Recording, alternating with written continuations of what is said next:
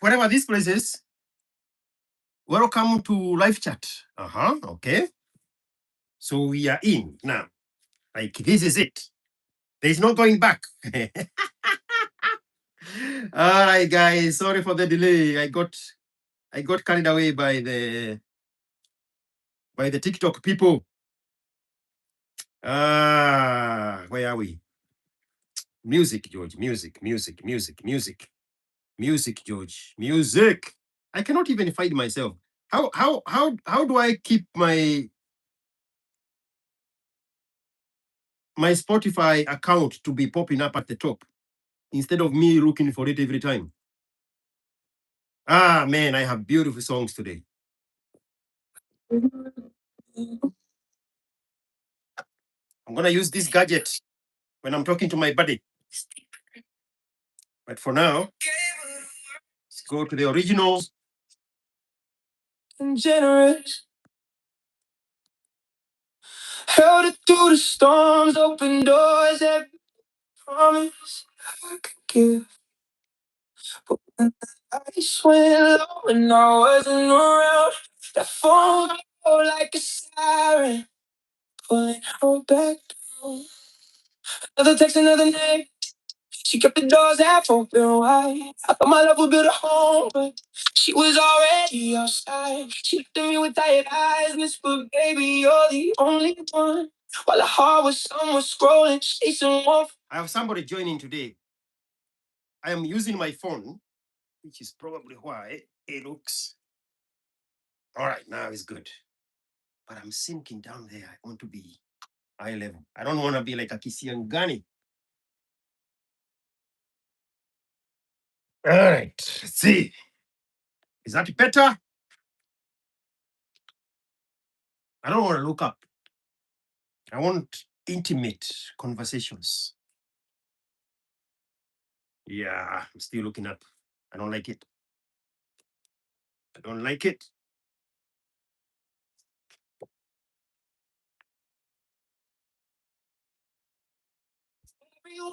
It ain't about you, it's deeper than that. Some hearts built for one, some built for the pack. Good treatment don't create loyalty. No, I crowned a queen, but she still chased a hollow blow. Addicted to the likes, the DMs, that's the way. I was the safe place. Ukiwahi pata mtu mwingine anajipenda kuliko mimi, mtume kwangu tufanye DNA. We might be related.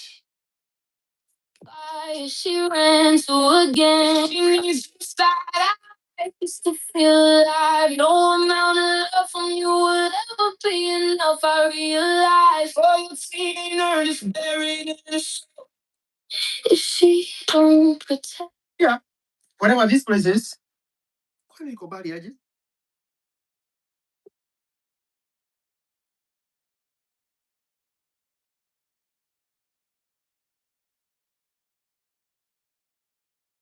I don't think this is going to work. I am using the phone so I can bring somebody face to face. And I don't think it's going to work.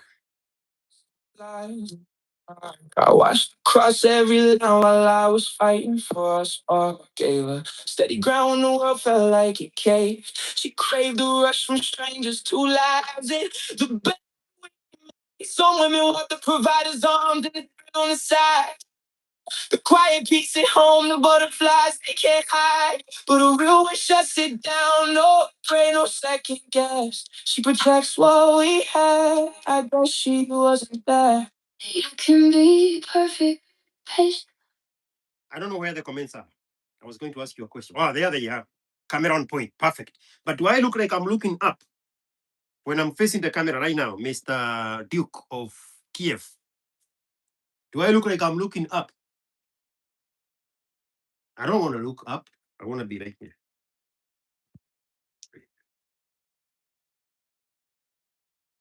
The comments are coming and disappearing. So I look good. I saw you saying nope. All right. So I look good. I don't want post-production and the whole time I'm looking like this. Generous and true. So there is this story. I have no idea what my phone is doing. my computer. My daughter is controlling the computer from Kenya. I have no idea what she's doing with it.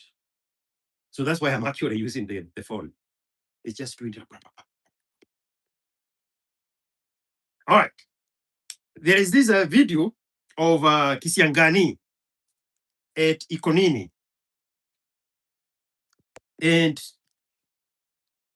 he wants to give a story about his heartbreak, how he discovered that alikuwa anagongewa.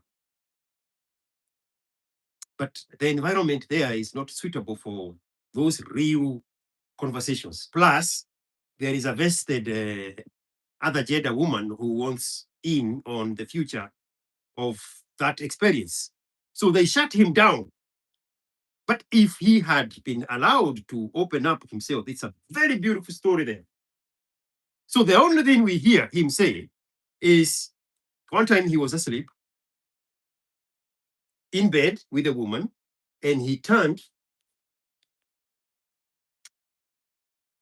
and he chanced on the wife's phone. And he looked, and there was the mgongeaji on the other side gassing his wife up about how sweet his touch is. So that's the only thing we have going on for ourselves, because they killed the conversation.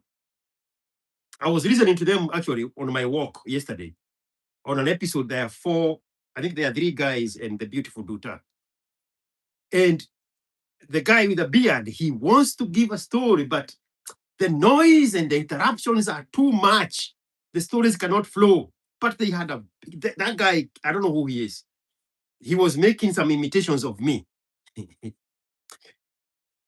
He really wanted to give a story. He had a storyline and he wanted to follow it, but the disruption was too much.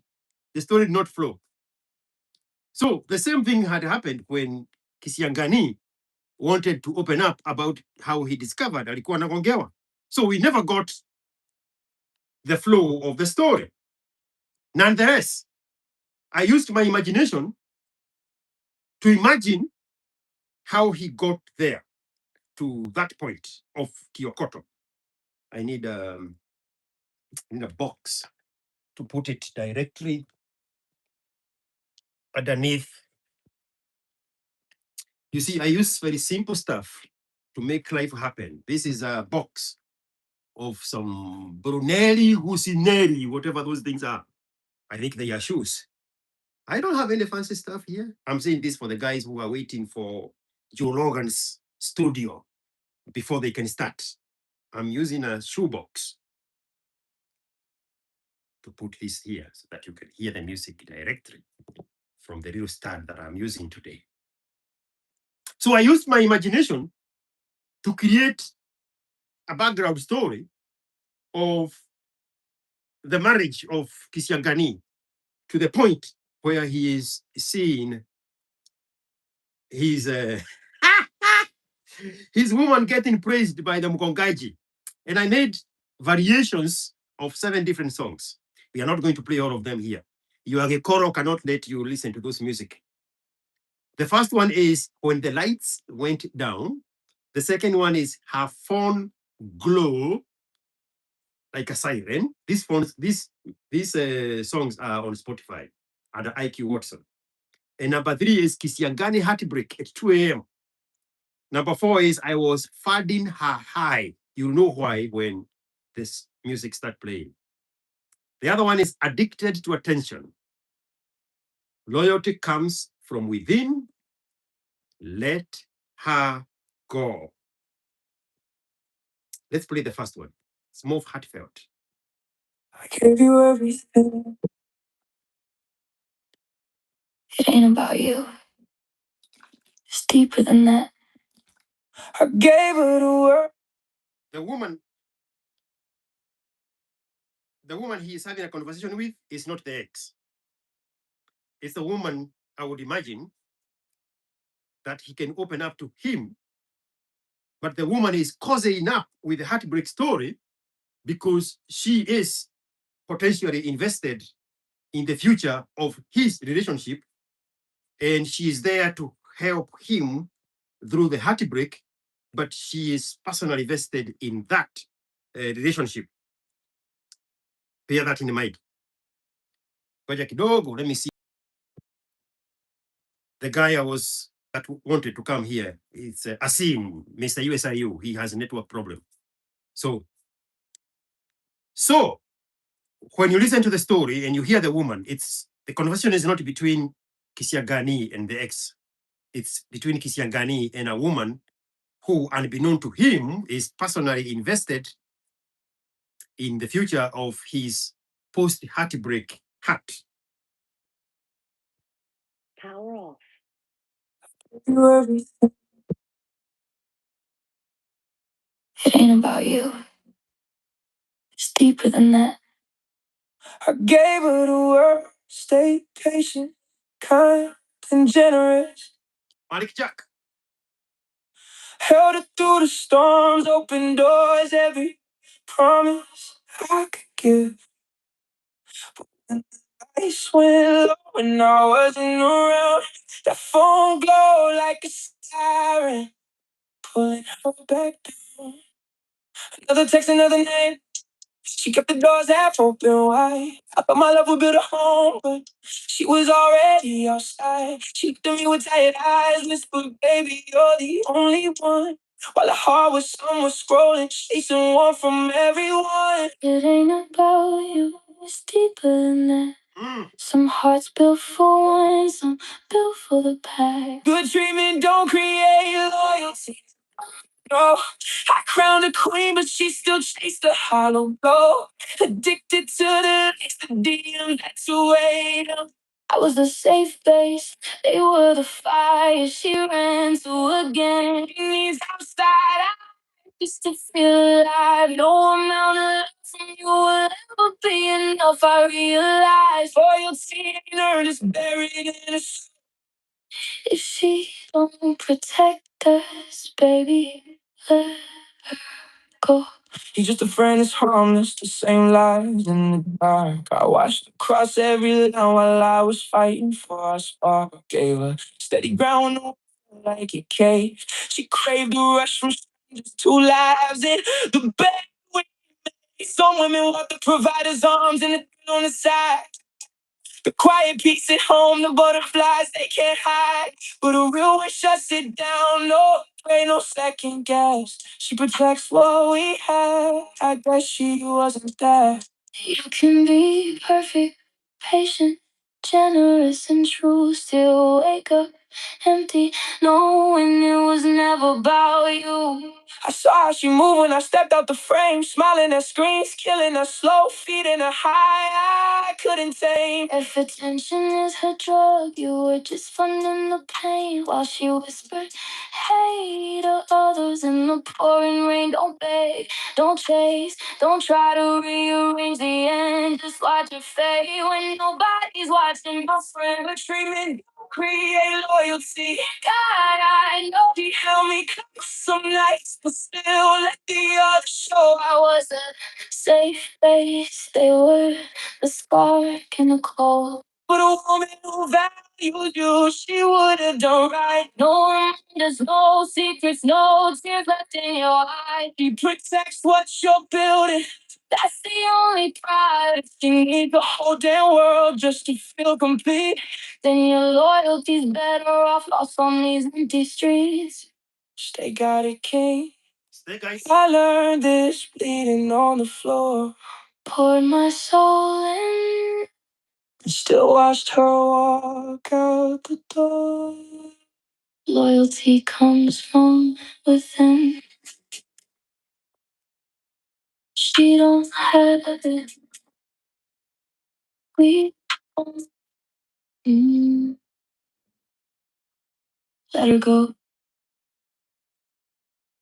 That is the Kyokoto of Kisiangani. So today I'm a little handicapped because I cannot see the comments because I'm using the phone. Number one, my daughter is controlling the computer from Kenya. There's something she's doing on it. And number two, I wanted to have a face-to-face connection with Mr. USIU, but he is running into Kenyan usual problems of network. So I can go live. here and catch up with the comments to see what you people are saying. Why can't I see them? Oh, they are here. Thank you so much, Mr. Snowy72 and Fartun, Duke of Kiev,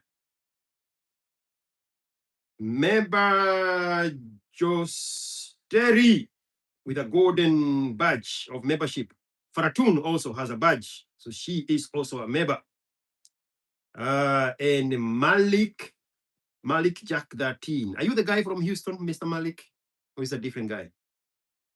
I cannot see any more comments. All right, so why are we here? This is going to be a very short space, whatever this thing you are calling it, life, because I'm a little handicapped on my usual tools. Unless you give me a topic here, I am blank. What is the latest? Focused learner.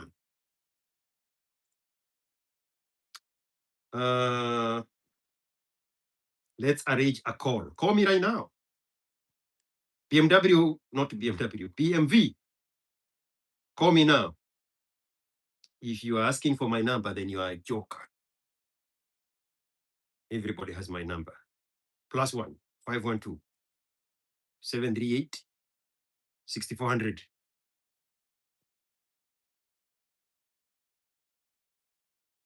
You want us to plan so that we can fail. This is the moment. This is when the Lord is calling. You cannot delay. You cannot postpone. Answer the call right now. Your salvation awaits. That's my phone number. I hope it's populating out there. I see myself in gold colors. 738 6400. That's my number. Anytime now.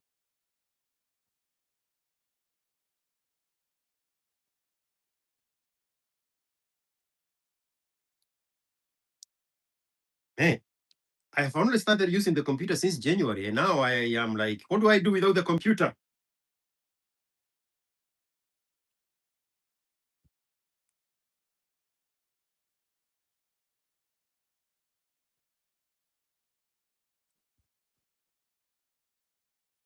So, there is a longer conversation about that Kisiangani song. The extended version of the Kisiangani song is what I would have imagined. If Kisiangani had the balls to call me and open up about what he's going through. IQ Watson, hitaji usaidizi hapa. My girlfriend is giving attention to other men, and I'm committed. We are both committed in a committed relationship, but the phone is blowing up with messages. What should I do? So I imagined that because Kisiangani ain't never gonna rise up to that point. And I created that conversation myself, one-sidedly. Hello, IQ Watson. My girlfriend is entertaining attention from other men, even though we are in a committed relationship. I'm nice to her and treat her well and provide everything she needs. Please help me understand why she's behaving in this manner. I really want this to work. Listen, gentlemen, no matter how well you treat some girls, they will still talk to other guys when you're not around. Here's what no one will tell you. Good treatment does not create loyalty. You can be kind, patient, generous, loyal, and she can still keep doors open. Because loyalty is not something you earn only by treating her well. It comes from her character. Some women are addicted to attention. To them, male attention is emotional fuel. It is not always about wanting the other man. Sometimes it is about wanting the validation, the compliments, and the feeling of being desired. That is why one loyal man still does not feel like enough. I said sometimes back, and I think it was on Twitter. No, I was talking to Mr. USIU. As for men, we feel more useful, we feel more alive when we build something, when we win something. Our life is purely dictated by wins for men. And I asked him at the time, do you know what is the opposite of that for women? Validation. Women live in this world to be validated by men. Right now, you are hiding so that you are not in the same room with me when the feminists come for the people who would speak like me. You are like, hey, maybe I was not there. Validation.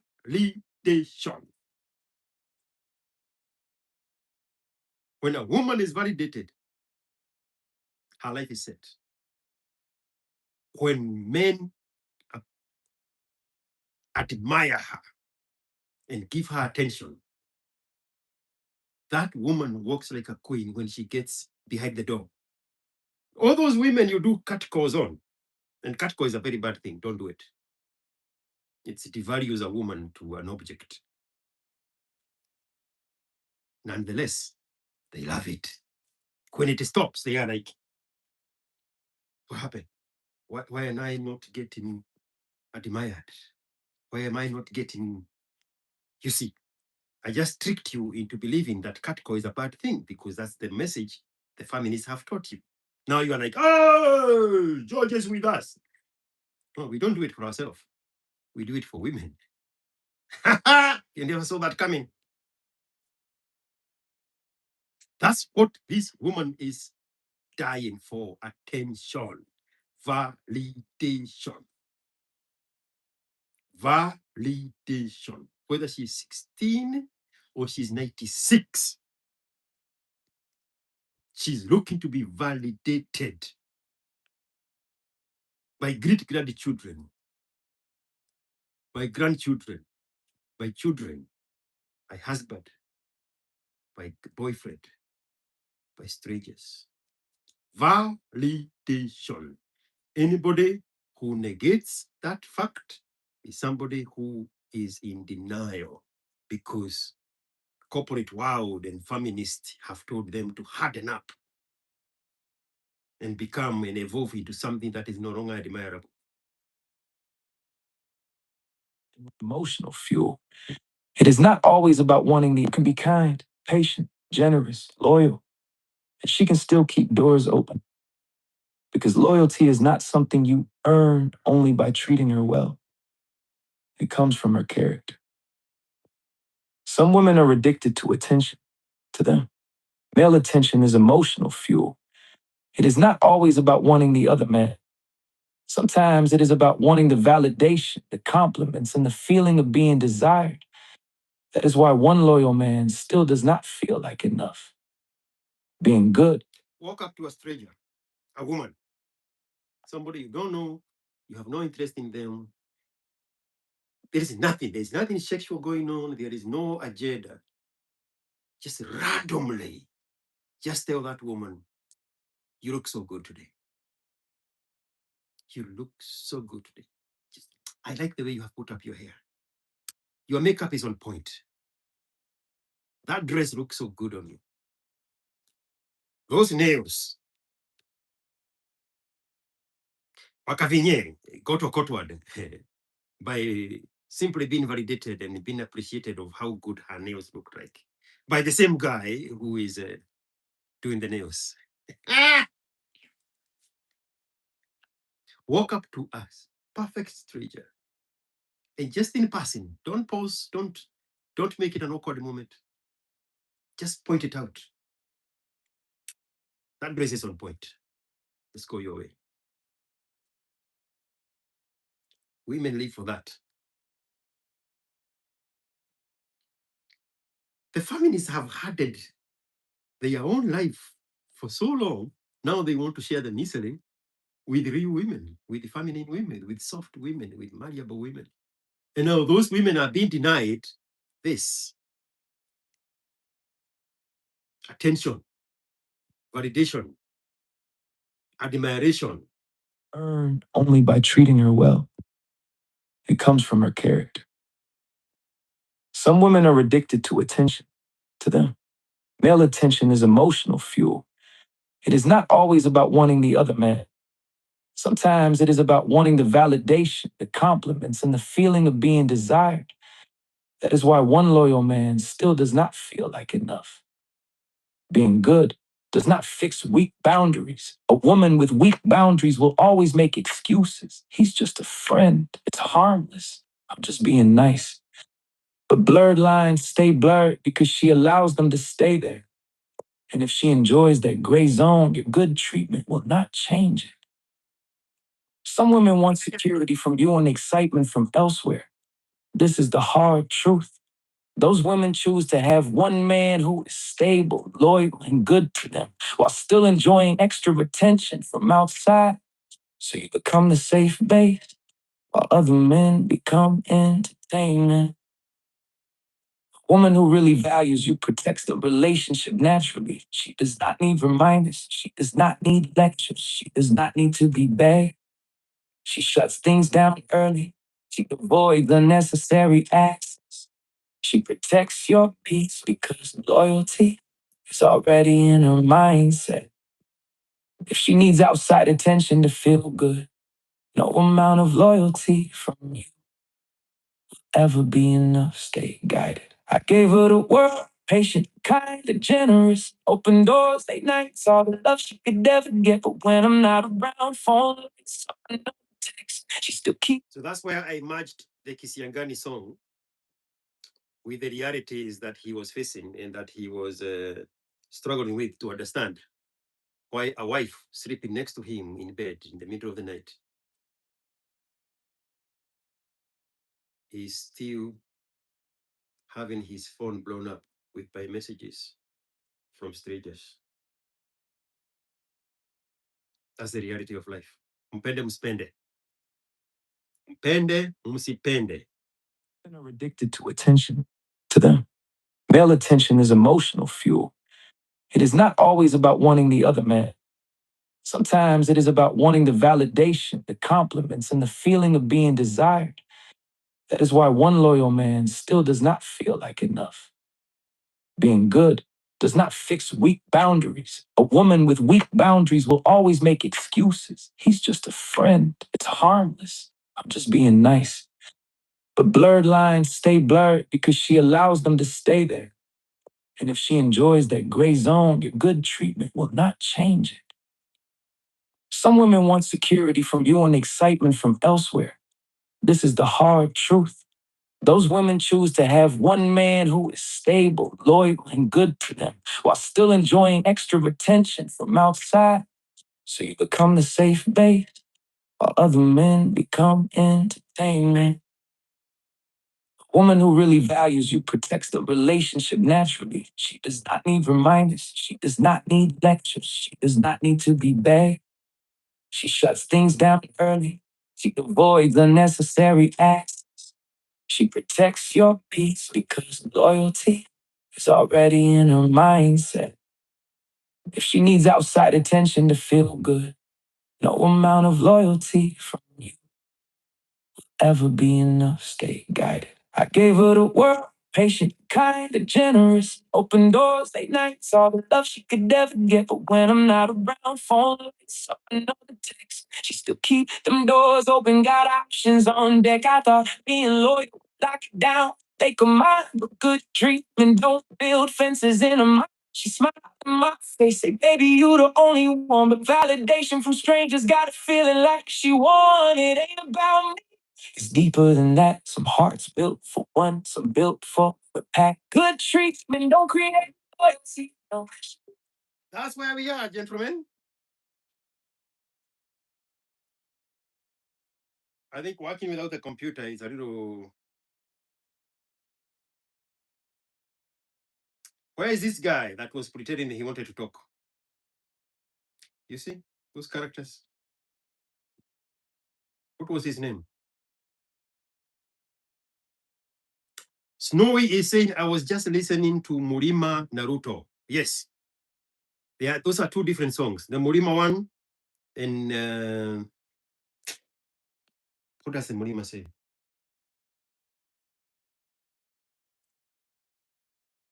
Murima Naruto, Murima something. And then the Ruto one says 2027. Those songs are also on Spotify. The day you will put your own song that is contra to the Ruto song, the day you will put a song that is negating Ruto's achievement and progress, and you put it on Spotify, I will delete mine. The day you will put a song praising Gachagua and saying he is the best option for the Murima in the country, and you put it on Spotify, I will delete the one that is saying Gachagua is a conman. Fair deal? Because you fuckers don't know what an opinion is. So your opinion is just what you believe. Okay? Put it in a song, put it on Spotify, your opinion. Ukipandisha yako against Ruto, nitashukisha yangu pro Ruto. Ukipandisha yako pro Gachiedha, nitashukisha yangu contra Gachiedha. That is how opinions work. Not you in your underwears, in your mother's house, shutting down everybody else's opinion, but you don't have yours. No, bring your opinion where mine is, and I'll let you shine. Na mimi nitashukisha yangu. Umpwa wewe.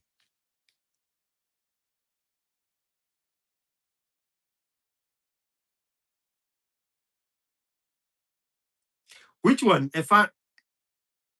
Alpha Customs. Which one did you like? Which one is your favorite? Let's play it right now before Adwanzi put theirs. And I cannot go back on my words. I have to drop mine. Alpha Customs. Quickly, quickly, quickly. Which one did you like?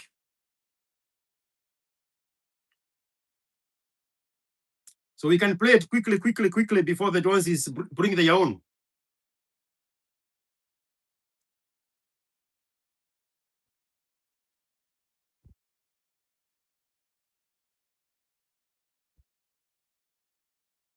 Gachagua. Ah, you like the Gachagua one? Okay, this is your day. The Gachagua one. Is this thing on? The Gachagua one is on Spotify. It is called Murima Naruto 2027. It has Gachagua's photo on it. This one here.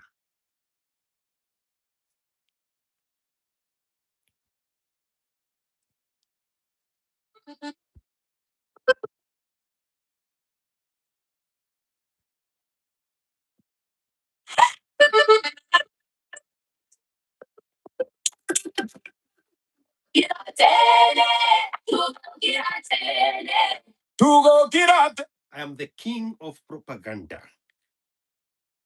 I grew up when USSR was a thing, when Eastern Europe was a thing. You know that guy that they put in at the ICC, and they actually committed him to prison time from Eastern Europe?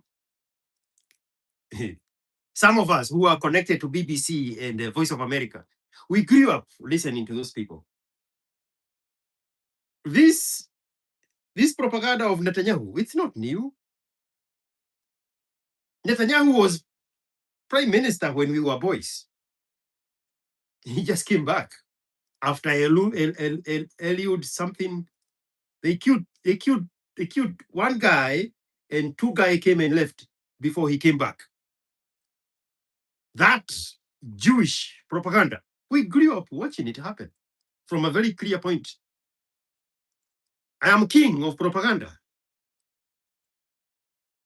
That propaganda that Raila Odinga used to propagate, part of it is his exposure from USSR when he was a student there.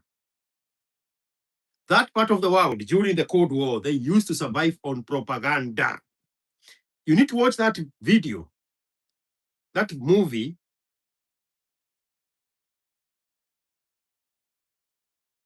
Denzel Washington is on it.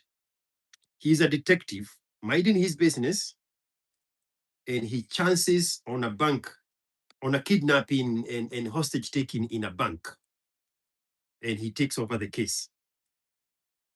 Focus on the messaging they are playing over the speakers inside the bank. That is propaganda from Eastern Europe. Chances are that guy is the same guy now that was sitting at the ICC after that Herzegovina thing went through. Anyway, here it is.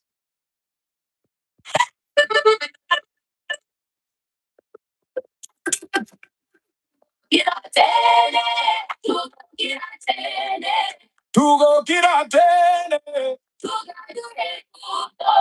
tugo kiratene, tuga tuderuto, ruto muga kigeni minga wiku kiradi kigeni mingi tega matungwini. Housing, roads na kazi kwa vijana, 2027 tukuamkie yetu. Achagua ni mukabila hana msimamo, usiyalipua. Again, twice. The moment I see yours on Spotify, this one will go to permanent death. Sasa anapiga Ruto. Twalimpa kazi akashindwa na kazi, sasa anazunguka mlima akiada vijana, anazunguka mlima kihada Wakikuyu, akiwaambia watoke kila mtu, wakitoka Wakikuyu dhidi ya Wajaluo, dhidi ya Wakalenjin, dhidi ya Wakisii, dhidi ya Wasomali na jamii zote, lakini haunganishi Wakikuyu kwa maendeleo, hawaunganishi kwa kilimo, hawaunganishi wafaidike kwa serikali. This is the same guy who was telling you guys that good for shareholders, wakati yeye selfishness yake alikuwa na blackmail the country. Huyu ni yule. The foreign language is direct borrowing of the insults by 001 towards the president back in the day. I want to show you how real life works.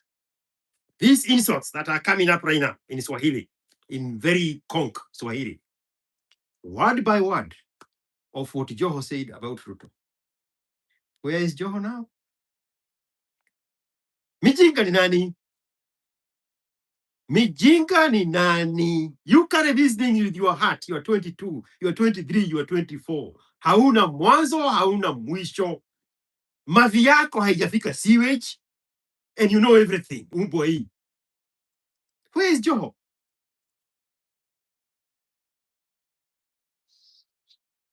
Listen to those insults. They came straight from Joho's mouth. Now I packaged them and I'm throwing them katika chakwa.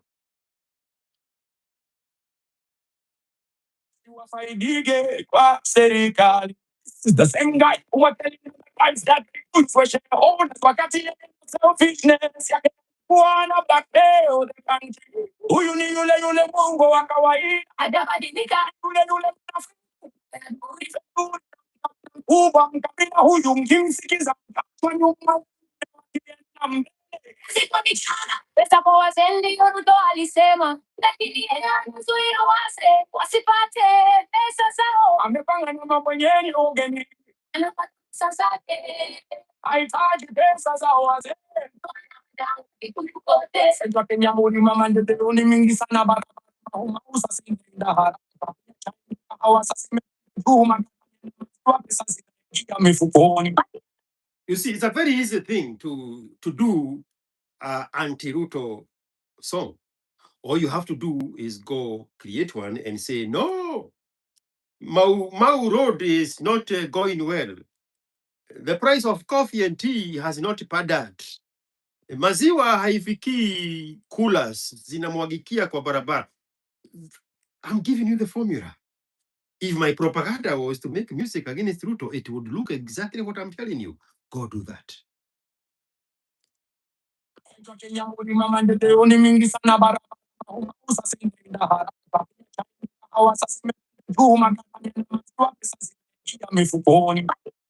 Katanga yananyweta Nairobi yote, sisi wa Kikuyu tunatoa maji, lakini bado tunapata kura.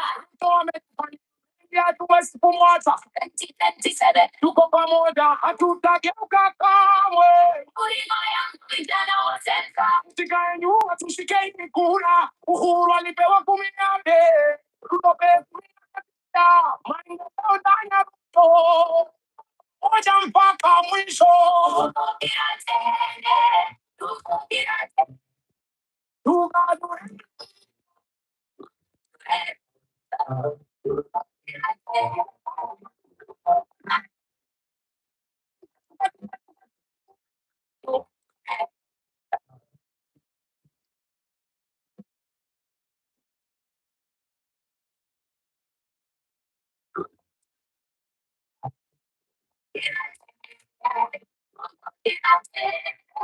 Tugadure Ruto. Tugadure Ruto.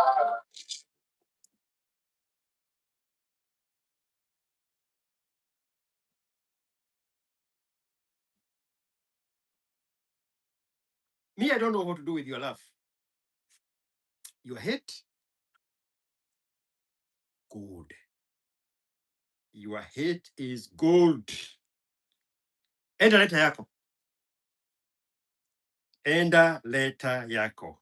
I cannot go on YouTube when the volume is on because today I'm handicapped. So I'm going back there now to see who needs to go. There's no other reason I'm doing that.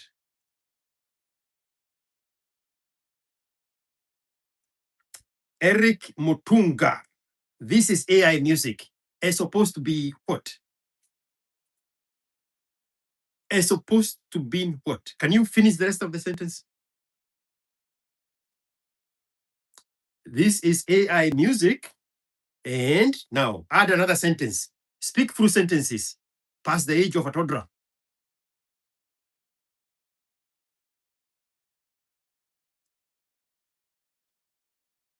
George, you are very good at rage baiting. No. I spent 4 years on X, Twitter. 4 solid years.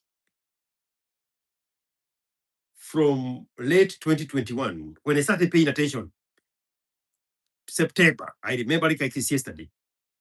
Kipe used to go live on Twitter, and I had no idea what it was. And then one time, I was driving from the private airport. The flight had been cancelled because of the weather. So I'm driving home. And I just tuned in to Twitter. And there was a woman there, a young woman. I have given this story multiple times, who was saying Diana Maraya is lying about Mukunaji. What is Mukunaji's real name? Not Octopizo. What is his name? That Nairobi Luo guy who sings. At the time, Diana Maraya had come up with a lie that Willie Paul, thank you so much, that Mukunaji, Willie Paul, had assaulted her. Intricate lies, production in a studio with music and suspense sounds and what do you call these things for wiping eyes to match in a setup with a hotel with dim lights like this. That guy jumped on Kibe's space and said, Diana Malaya is lying. And she said, I know because I was almost raped myself. That is not the attitude of a victim. And I was like, holy moly, what is this place? Who are these people?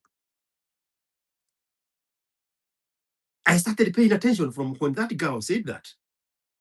And now, for 4 solid years, I studied people on X diligently.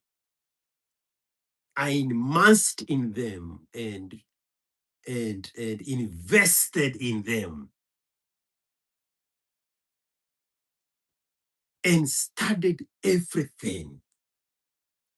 Remember, from the day I was an adult in Kenya, I was either in a job that I worked mostly at night for 5 years or working 7 days for 4 years before I left. I never got this adult interaction with fellow Kenyans.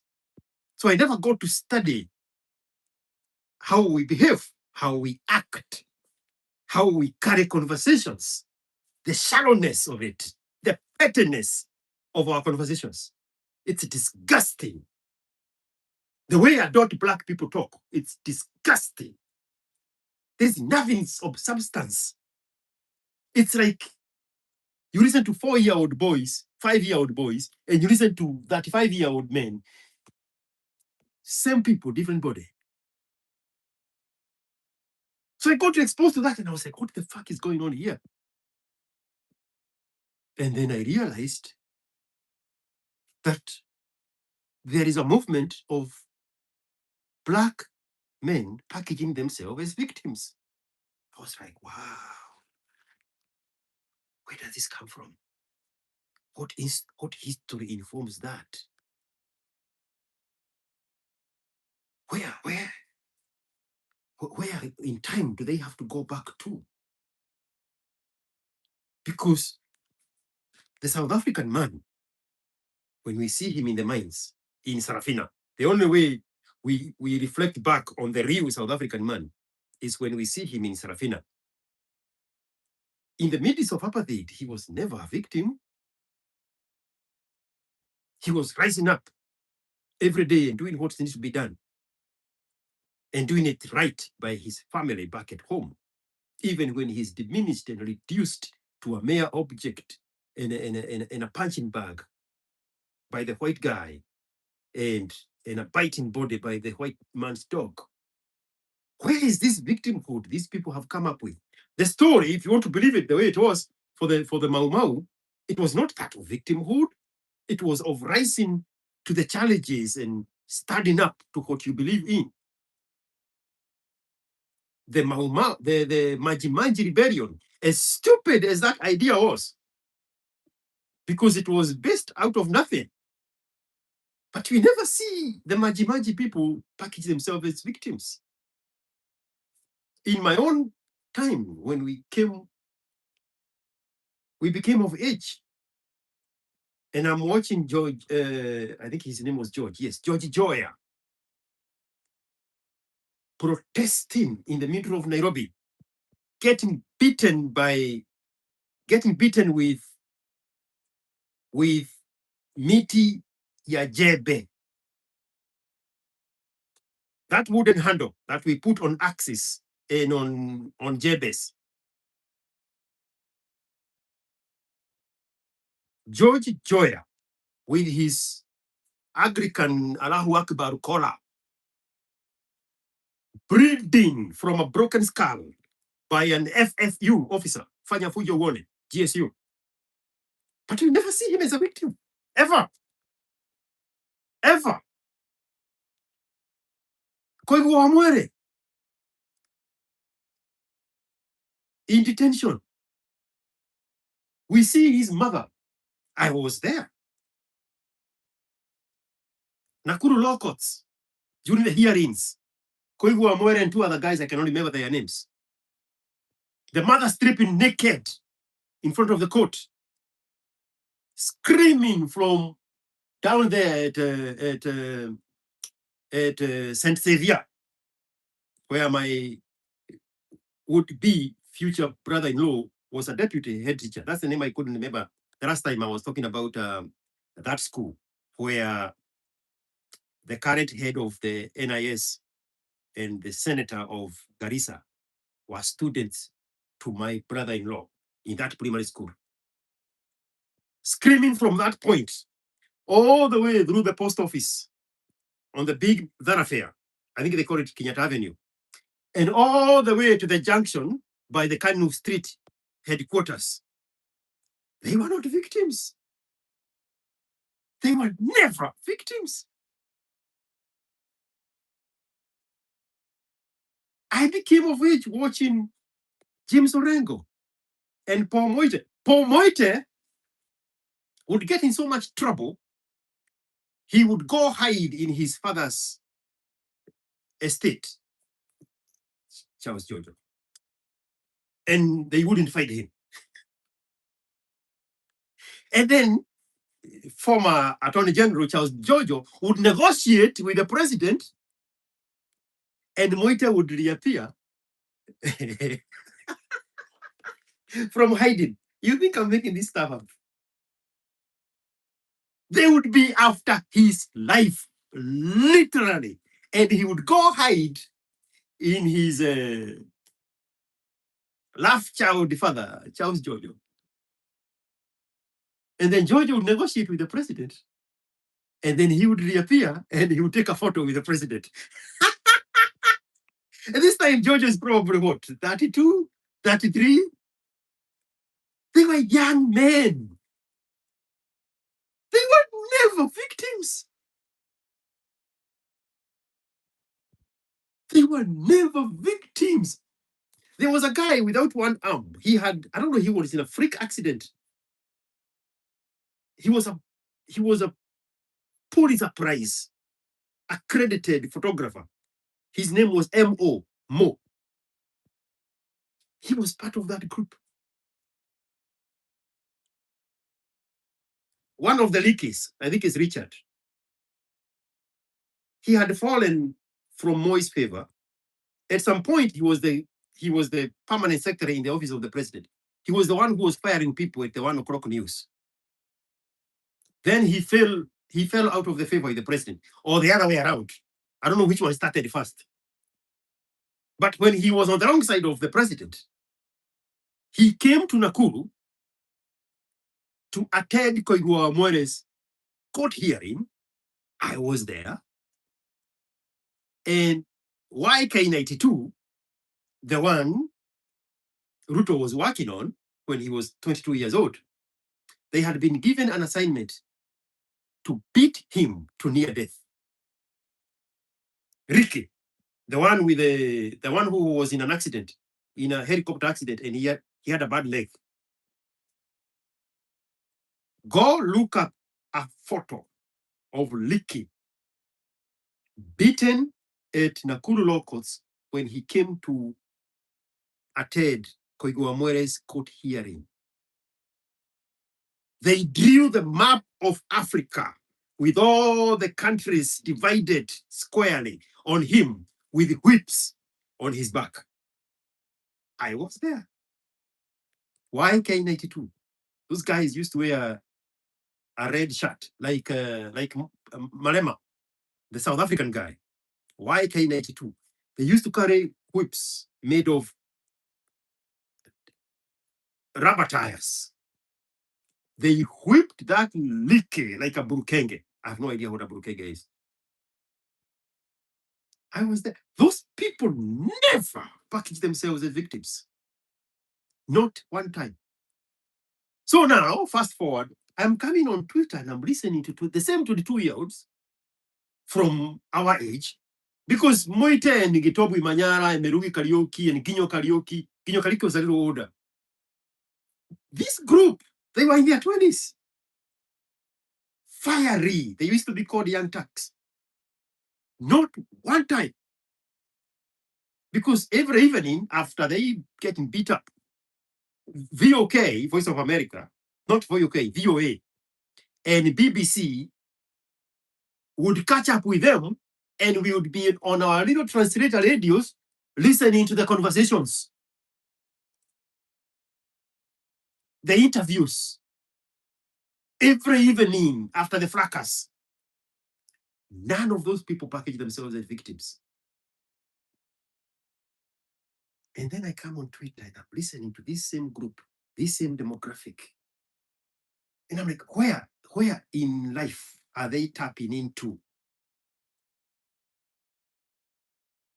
What is informing them into victimhood? They have it better now.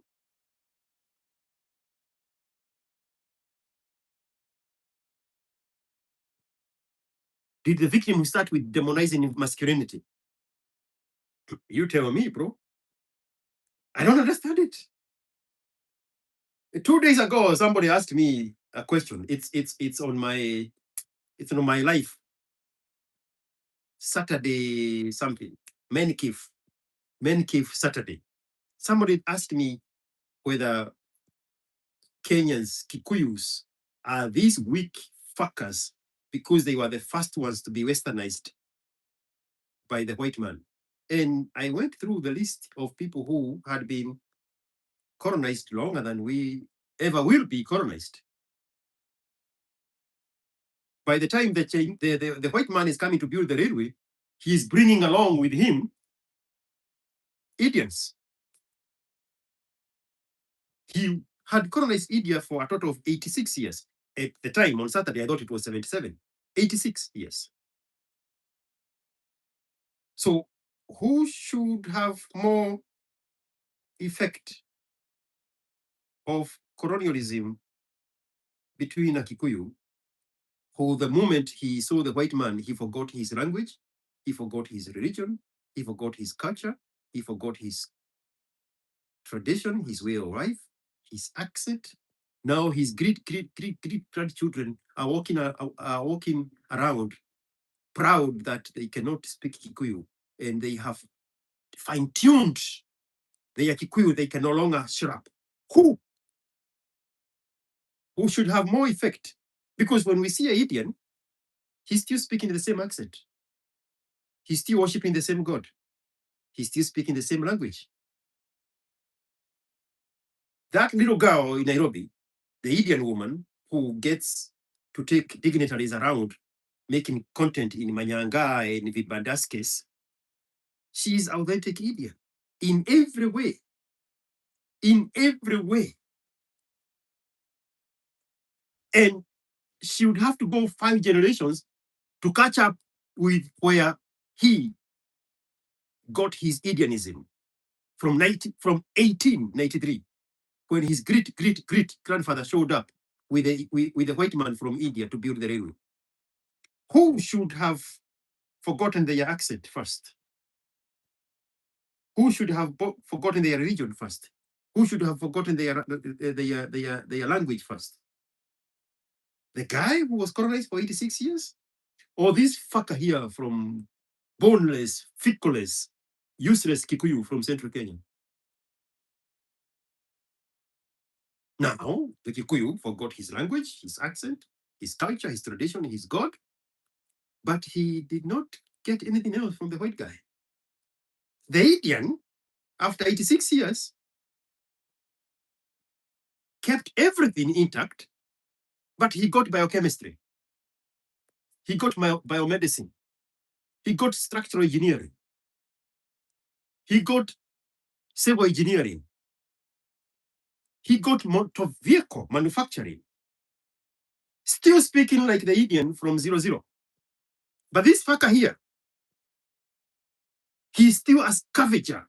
The same scavenger the white man found in 1893. He's still wallowing in poverty and misery and ignorance and diseases and senseless deaths in the same spot where the white man built the best schools and brought the best forms of agriculture, introduced tea, pyrethrum, and coffee, and hybrid cows. Mjinga ni nani? Mjinga ni nani? The Indian, 86 years, he is demanding that Germany build their vehicles in India, and they cannot call it Mercedes-Benz. He choose what to call it.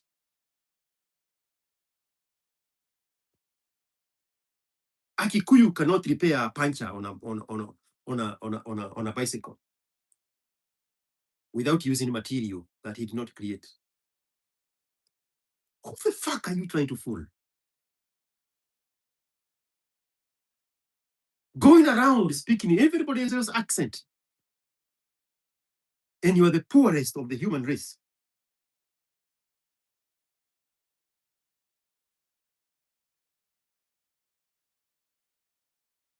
And you want that inferiority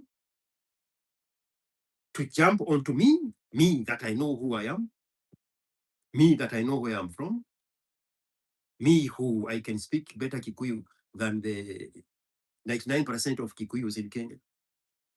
You want me to dissect that and copy your victimhood, your colonialism, your emptiness, your tribeless, your languageless, your brainlessness. You will have to accept my no. I will insult you in all languages of the world with a shrub in Kikuyu, because that is my native language. When our president was in China,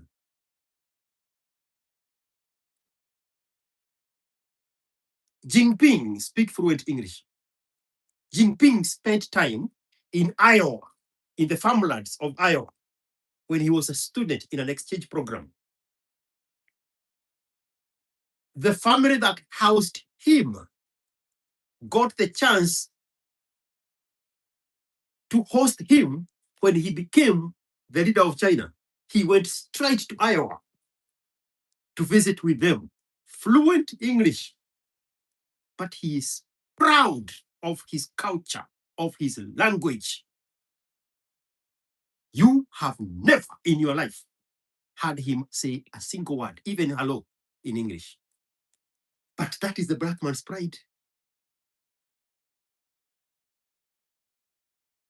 You now are changing that sentence and says, you have never had me say a word in Swahili, in Kikuyu. You have never had me say a word in Dholuo. Mimi nasikiaga Kidhaluo, lakini siwezi ongea. Umpwa wewe. Useless piece of shit. You have evolved back into the primitivity of the scavengers of the 17th century. That's what you are. Manke see, manke do.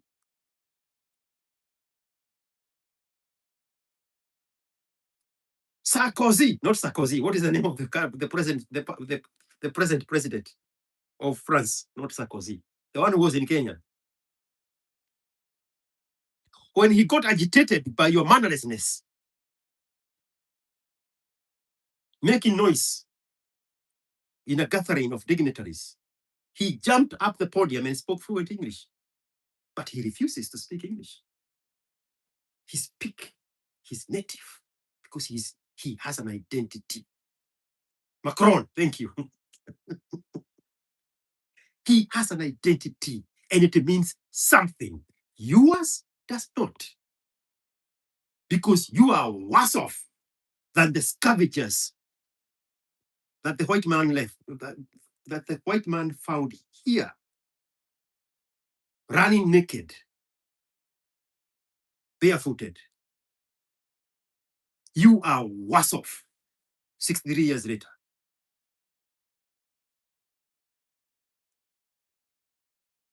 So allow me to be proud of who I am. Something you will never experience.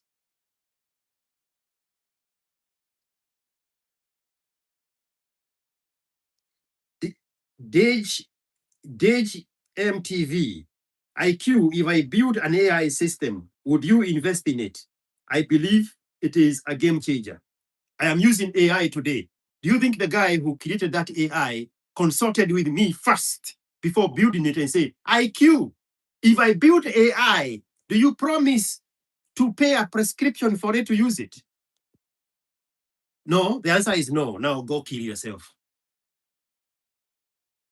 If you're waiting for me to validate your dream, you don't have a dream. You have a awareness. If you're looking for an excuse, if you're looking for a reason to fail, you'll never run out of excuses. So now I have given you a hard no. What was the question again?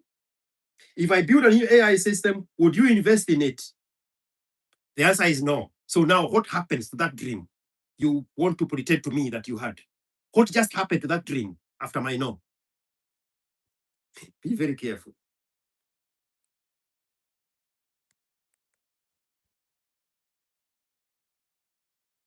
Nasikia lakini sio gay is still ranked among the most bullshit statement I've ever heard.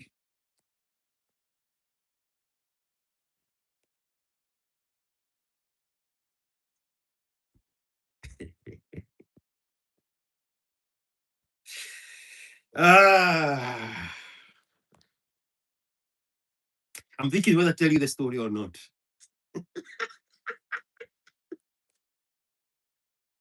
My son was in Mexico over the weekend, and I want to believe that's what was happening. He was showcasing his pride of his heritage.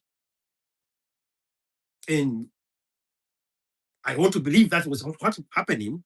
He was telling Mexicans about how in his dad's culture, the Kikuyus, they name children. But he didn't get the fact right. So he is on he is on WhatsApp, double checking with me. What is that thing you said again about how the Kikuyus name their children?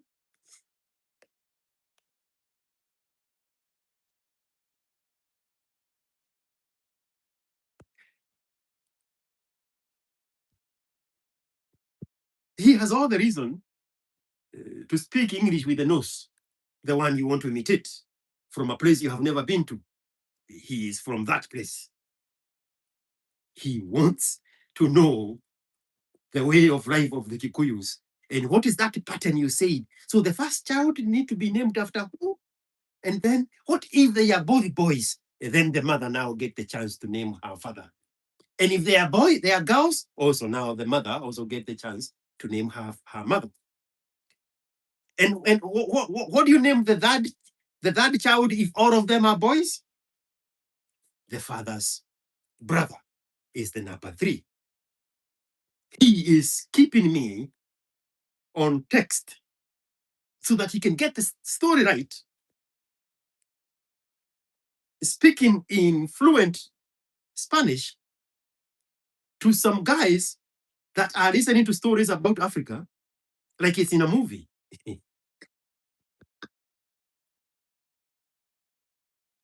You want me to walk around speaking like you. You want me to walk around speaking like a nigger. Why? You want me to speak like a Jewish American white guy. Why? That's not my background. This one here, the one my son is running after, he wants a piece of that. You should see him in the villages. You should see him sitting this close with his grandmother. As if both of them sit any closer, they would, through osmosis, exchange each other's language. You want me to run away from that pride? Mimi sio. What is gobo in Swahili? Me, I'm not a slave of anything. Gobo sounds more insulting than a slave. That's why I was going for that word. I cannot remember it. Me, I'm not a slave of anything. I am not a victim of anything. On the weekend, I showed y'all pictures of my family, 1965, in Mombasa. My maternal grandmother is holding my then months-old brother, 1965. My father is standing there, tall, handsome, wearing a strip tie and a suit. My mother is on the other side with a designer sleeveless dress, 25 years old, with 5 birds under her belt, literally under her belt. 5 birds. 2 of her girls are the flower girls sitting in the front of the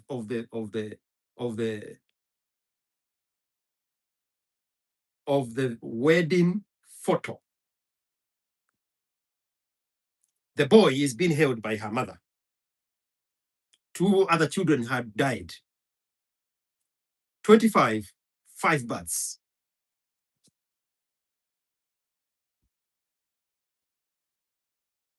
I keep staring at that photo. I cannot see victimhood.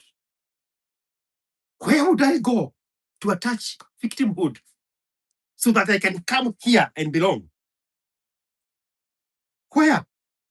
Now we go back to the question. I look at these people on Twitter. And I'm like, where did they go to tap into victimhood? Because I've been here longer than they have. And there is nowhere from the trajectory of colonialism, the agitation, the uprising of the Mau Mau. I captured the Mau Mau era perfectly on a song I made for my mother in Kikuyu from 1952, when my mother was 12. I started there with a song for my mom.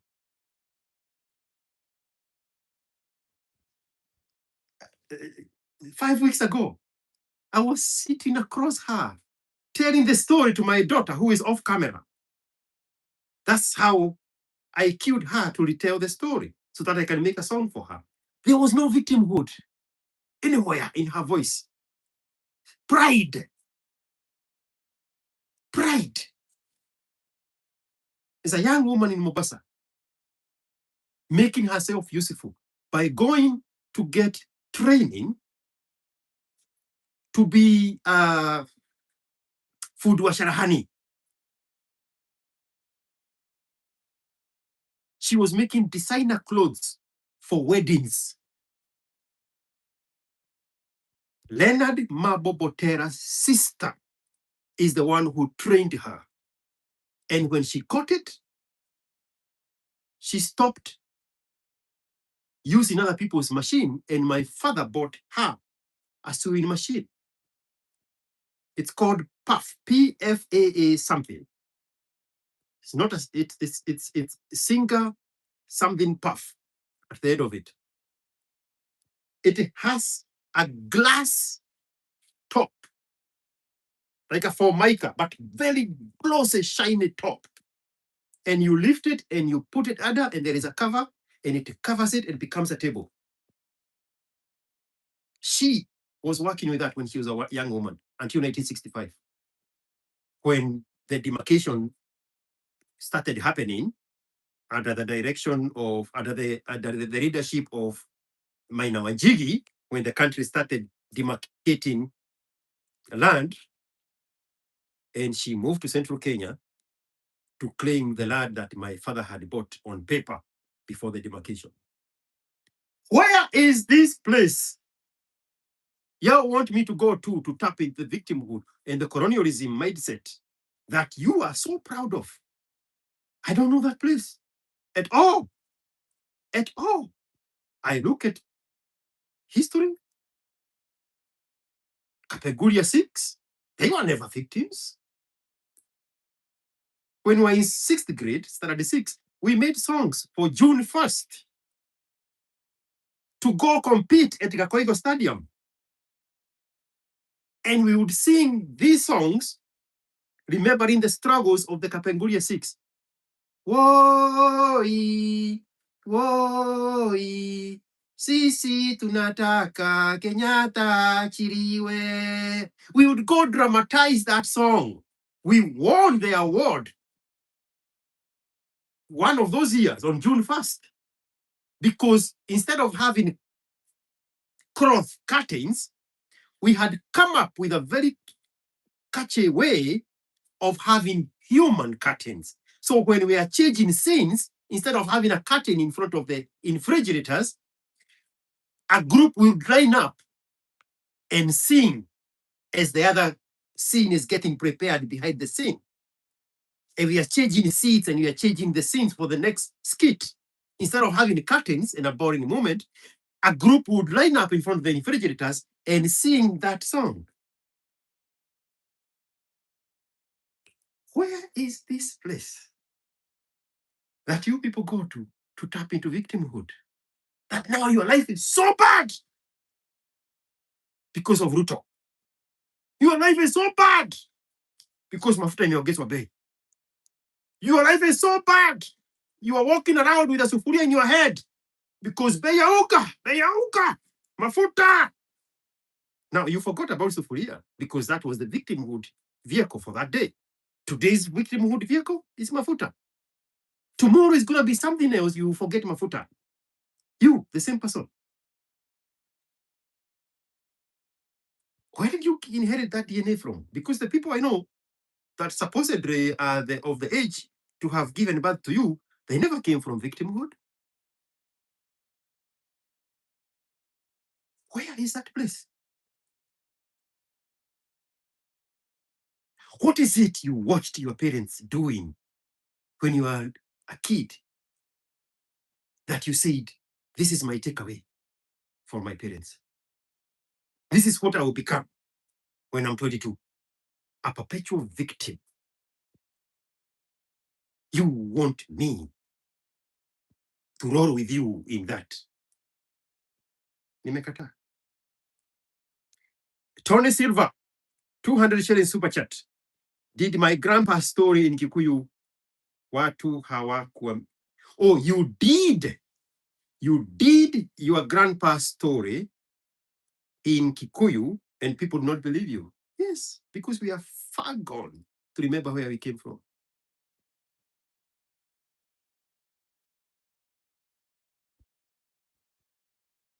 I posted something on Twitter the other day and I said,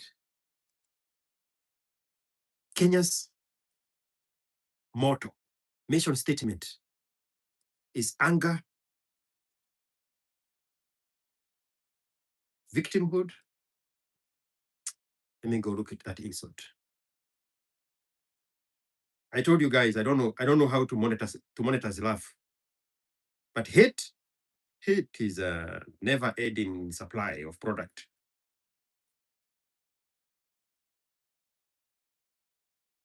Need to get out of YouTube so that it makes sound. Give me a moment here. Boomer coming through. Boomer coming through. Kenya's mission statement. Don't have a sense of patriotism. Kenya's mission statement. We have a sense of anger. Kenya's mission statement is hate, anger, and victimhood. This is why. A sense of patriotism. We have a sense of anger. I don't think there is any other group of people, and I'm serious about this, that hate their own country more than Kenyans want to see the country fail. And they would justify it by saying, oh, we want Kenya to succeed, but not with this guy. Before this guy, there was this guy, and the song was the same. So the guys are not the problem. There is somebody else who is the problem. I'm not sure who that person is. Yeah, if it was me, I would hate this guy also. Keep your head coming. Why? Why are we so comfortable with our uncomfortabilities? You know, the moment we point at it, it reminds you that you are uncomfortable with that thing you have lied to yourself that you are comfortable with. The moment we point it out, you get angry at us for pointing it out. The whole time, the whole 10 minutes, I was appealing to that anger. You know it's not sustainable. But you have no appetite to be better. You have no appetite to do better.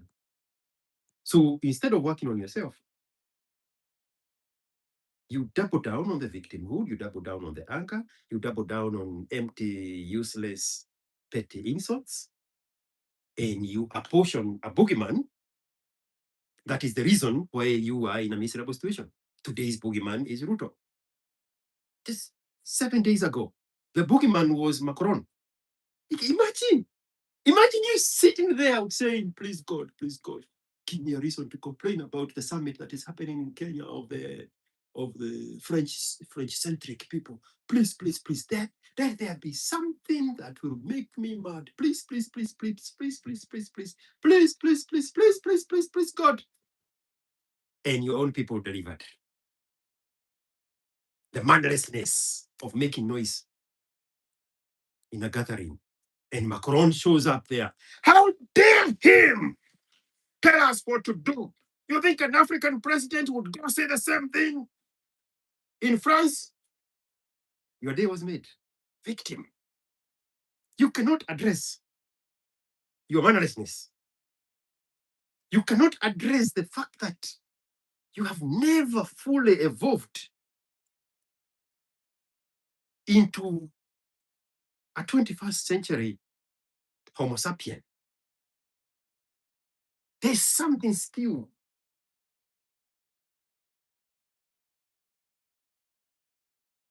keeping you stuck in Homo erectus stage. You cannot look internally and say, I need to do better. I need to be better. Why am I wallowing in mud? But I'm taking my money to church. Instead of getting our people together and stop waiting for the government to come fix our road, and we buy cement, and we buy rebars, and we buy ballast, and we correct our own roads so that we get past this misery of impassable roads in Nyandarua. Why are we looking for a victimhood by saying the reason our milk is getting spoiled is because somebody not come pick it up? And we have no other way of preserving everyday's milk. But you know what to do with your African God. You give him money every Sunday. What problem are you solving there that is more important than you coming together and solving your infrastructure problem? And you creating your own cottage. Factories come together, pool finances together. The way you pool finances to give to the common in church and buy coolers from China so that you don't need anybody to pick up your milk. You can cool it there. And then you start making cheese so that you can value add your raw milk with products from the milk. And then package yourself as the Nyandarua cheese that wins awards around the world. I am pausing because I am admiring what this big hair giant of a Maasai guy, senator from Ukabani, from Masai land, Redema or something, the guy who got educated in America, that's exactly what he's doing in his home country of Kajiado, I think he's from. That guy is running a full enterprise, modernizing Maasai life. They milk the cow, they take it to a factory, his factory. He processes that milk into everything that a farmer in south of France is doing. He has a label. Somebody will find the name of the label. Let me go back to the YouTube so that I can see your comments. He is fast forwarding the Maasai into the modern life and beyond, because that senator of Maasai land is ahead of Kenya by far. In his own small scale, he's doing wonderful, unbelievable things that are beyond a regular black man's brain power. Do whatever you have to do with that insult.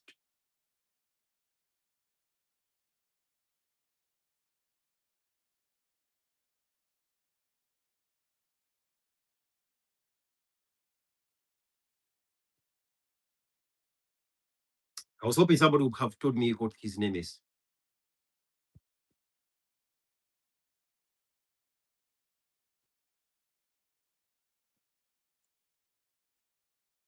When you act like a victim, you will have company, but when you are against victimhood, you are isolated. Allah! Victor, son of Preston. Le Manda. Olekina Le Manda. The Kikuyu in me cannot say L. Olekina Le Manda. Go on Instagram. Watch that guy. What is the name of his product? It's Narok. Thank you, Paul Mulwa. It's Narok, not Kajiado. What is the name of his blood? Bro, you close your eyes, they take you to that place. They tell you to open your eyes. That store look exactly like a store in Warwickshire, UK. It looks like a store in farmlands of Britain. Encanasa brand. The packaging, the branding of his products, the structural design itself, not the Kikuyu Madhogodhanios of building nonsense. Pay attention to that guy. That guy is fast forwarding his people 60 years ahead of where the common Kenyan is. The Masais that the Kikuyus were told that they were better than the Masais. That guy is doing what Gachagua can never do in his Kikuyu land. The king of victimhood of Murima. Go pay attention to that guy. I don't know if part of that is his brain power. I don't know if part of that is his exposure to America. He has a home in Washington State. I don't know whether it's because he has his proximity to power and influence and access to finances. But how many have all those things and they have not done what that guy has done with the political power and political influence and access?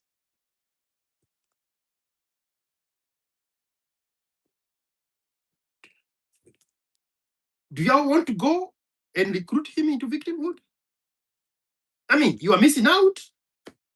How can he be building when the country is going to shit? How can he be building when his community has been sidelined? Go give him the negative connotations that have kept you in your misery. He need to slow down. It's not African. We are suffering here with the mafuta. We are suffering here with the finance bill. We are suffering here with the stimulus package. What was the name of it? The housing bill. How can he not see that and become a victim and recruit the Maasais to be their victims? What is it he missed, him and me, to have escaped victimhood?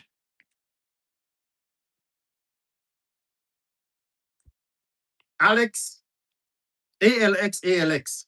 No, the other way around. ALX, LXL. Thank you so much for $20. Days like Memorial Day and Mashujaa Day exist to remind us that we are not victims. Freedom is earned. No, that's not the inspiration Kenyans get. I spoke with a Kenyan in Netherlands.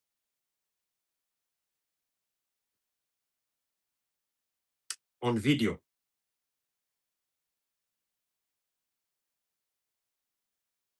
And we had a very long conversation with him. It's recorded in one of my episodes. At the end of it, I asked him, why do you have your hair like that? Some of you remember that story.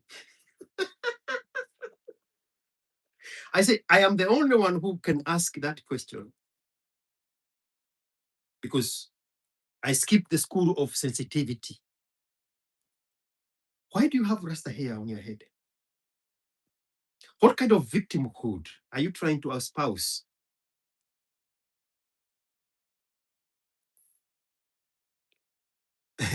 Alex, remember the story. Our whole conversation was about how he is having trouble getting a job and getting ahead and climbing the socio-economic ladder in Netherlands.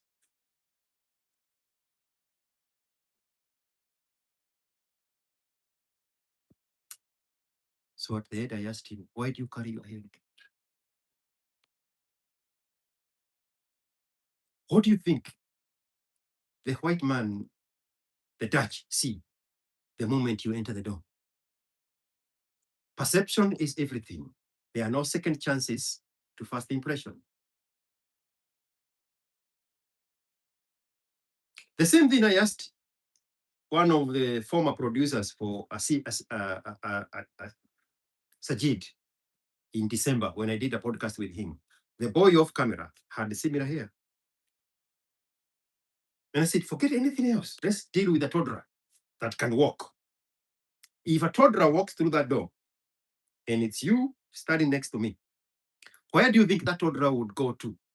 If we both raise their hands for the toddler to come, where do you think they would go? To you with your mongiki hair, or to this clean shave, clean cut, Shrabin Kikuyu from Marago?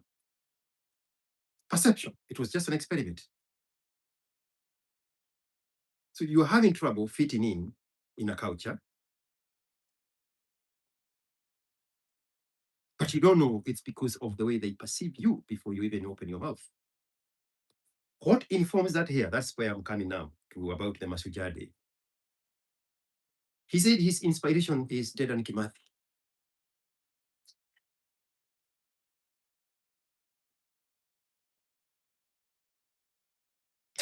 So let's assume the Dutch know the history of Dedan Kimathi.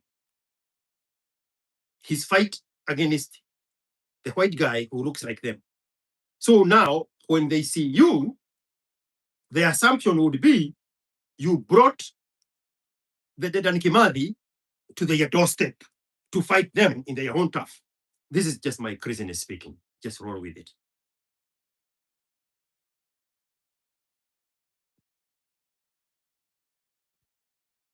Why is Dedan Kimathi's victimhood your victimhood?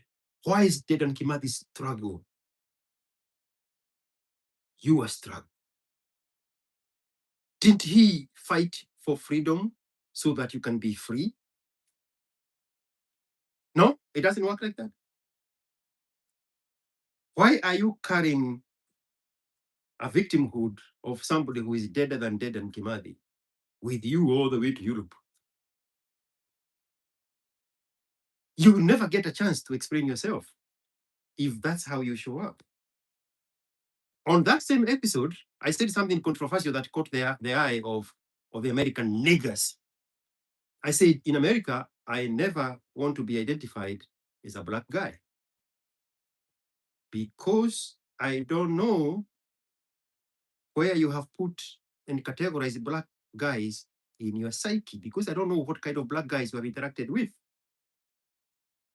When I show up, my name is George, MGA, MGA. I don't want to be identified with an immigrant from Africa because I don't know what kind of immigrants from Africa that you have dealt with in the past, good or bad. I don't want to carry whatever it is that they brought to you. I want a clean slate. My name is George, NGA, NGA. I'm not a black guy. I'm not an immigrant. I'm George. Let's work with that first. Then you ask me, where is your accent from? Ah, this one. I'm from Maragua, in the middle of nowhere, central Kenya.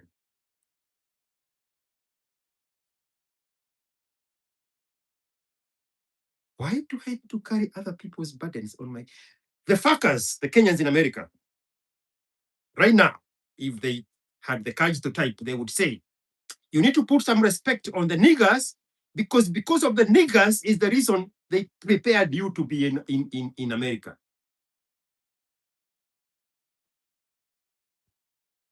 I donate that benefit that I was supposed to get back to their children because their children are not enjoying that thing you're telling me I'm enjoying because of them. I don't want it. I don't need it. That thing, share it with your children. I want to admire your children enjoying the greatness of America. The only time an American nigger is proud of America is when he's interacting with an African. That's it. That's it. And he's not doing that because he's actually proud of America. He's doing that so that he can package an insult on the African. Hey, go back to your mud houses. But you never build a house in America. You live in projects made by tax money of white people and immigrants like me, people who actually work, people who actually make wealth, people who actually create jobs. You are a perpetual victim, just like the 22-year-old lost Kenyan Genzi Dwanzi in Nairobi. You and him are both niggers, leaderless, tribalist, directionless, brainless. So you cannot pretend to be proud of America. You only use it as an insult to the African. The niggers of Kenya, the only time they want to know for you to know that they know the history of the niggers is when they are calling me Ankurukas. Because it's the only way for them to deal with their victimhood. That one would never share the victimhood. Ankurukas. And Kotom, I think is the other name, acting white. But you still go back to your misery after that petty insult. You're not using it to be better than Ankorukas. No, you have no desire, you have no appetite to be anything other than the fucking victim that you are. Why are we talking? Why are we here? Encanas. No, I don't think it's Encanasa. There's another name. Look it up better. Is it Encanasa? That guy is genius. I love smart people. Before today, you never knew, well, except for the people who know, that that's what he's doing over there. Because when you see him in public, he is dressing the part. Because he's carrying the pride of his culture. He's carrying the pride of his tradition. He's carrying the pride of his ancestors. He's carrying, because there's no victimhood in his ancestors. That's the point. But this guy speaks American English. He became an adult in America. You see the difference?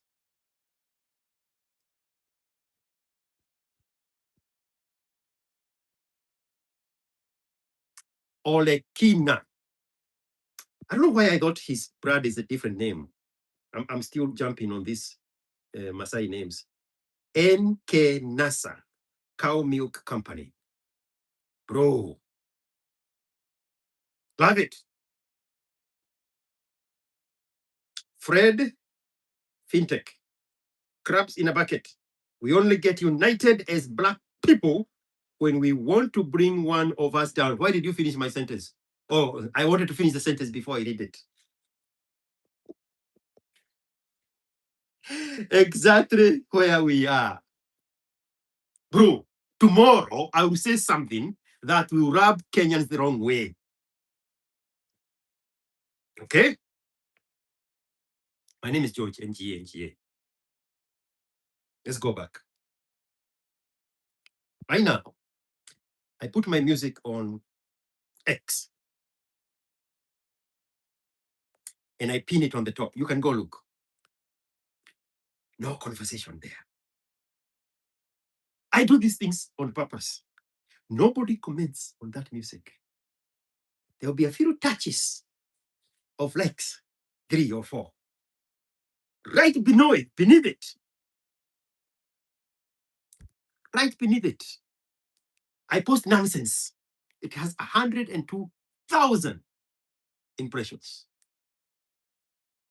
and 79 comments.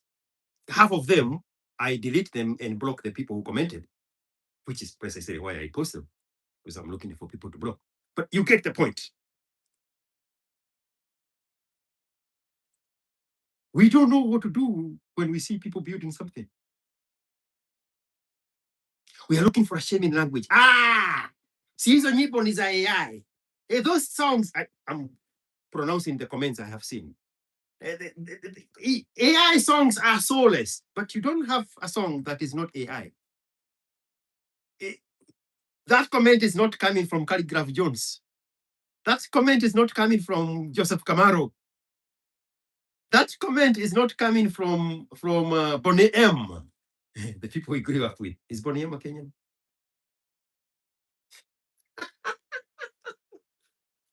That comment is not coming from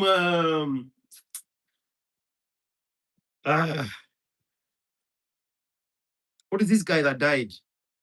And there was a huge funeral service, and Kenyatta was president at the time. Ruto was vice president. And there was a woman, a village woman, who came and approached Kenyatta, and they were laughing with each other like they are from the same kindergarten. Remember that incident? A village woman talking to Kenyatta? That funeral service of that guy that had died at the time, he was a musician. That's not the guy typing and say, AI music is soulless because me, I used to make it from scratch with no white man's equipment. No, it is this John DeMatthew. Thank you so much. Yes. Somebody commented the other day, I think yesterday, on one of my songs and said, when you listen to the AI songs, it's the only time you get to appreciate people like DeMatthew, people like Joseph Kamaru. In an era where they were stuck after the disconnection of the white man. So the musical instruments were not readily available.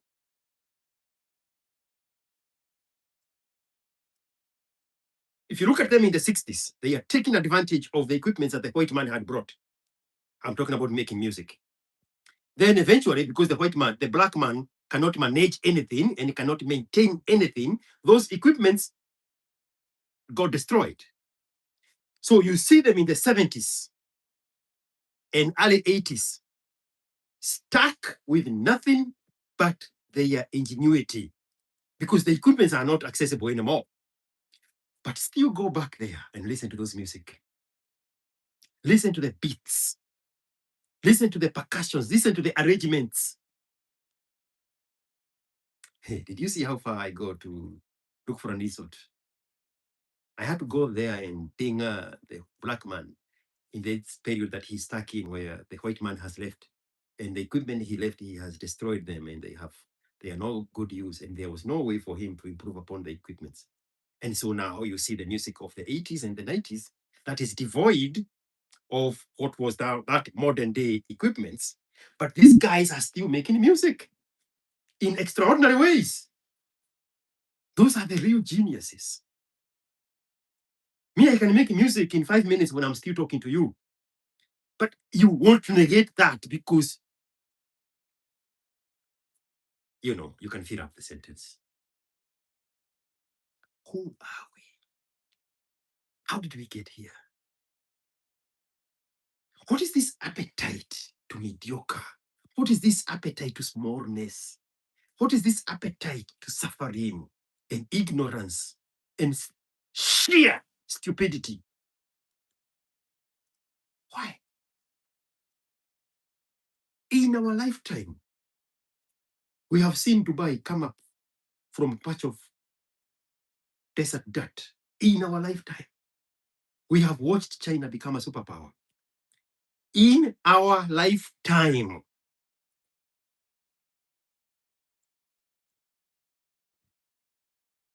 they are making cars that are better than American cars.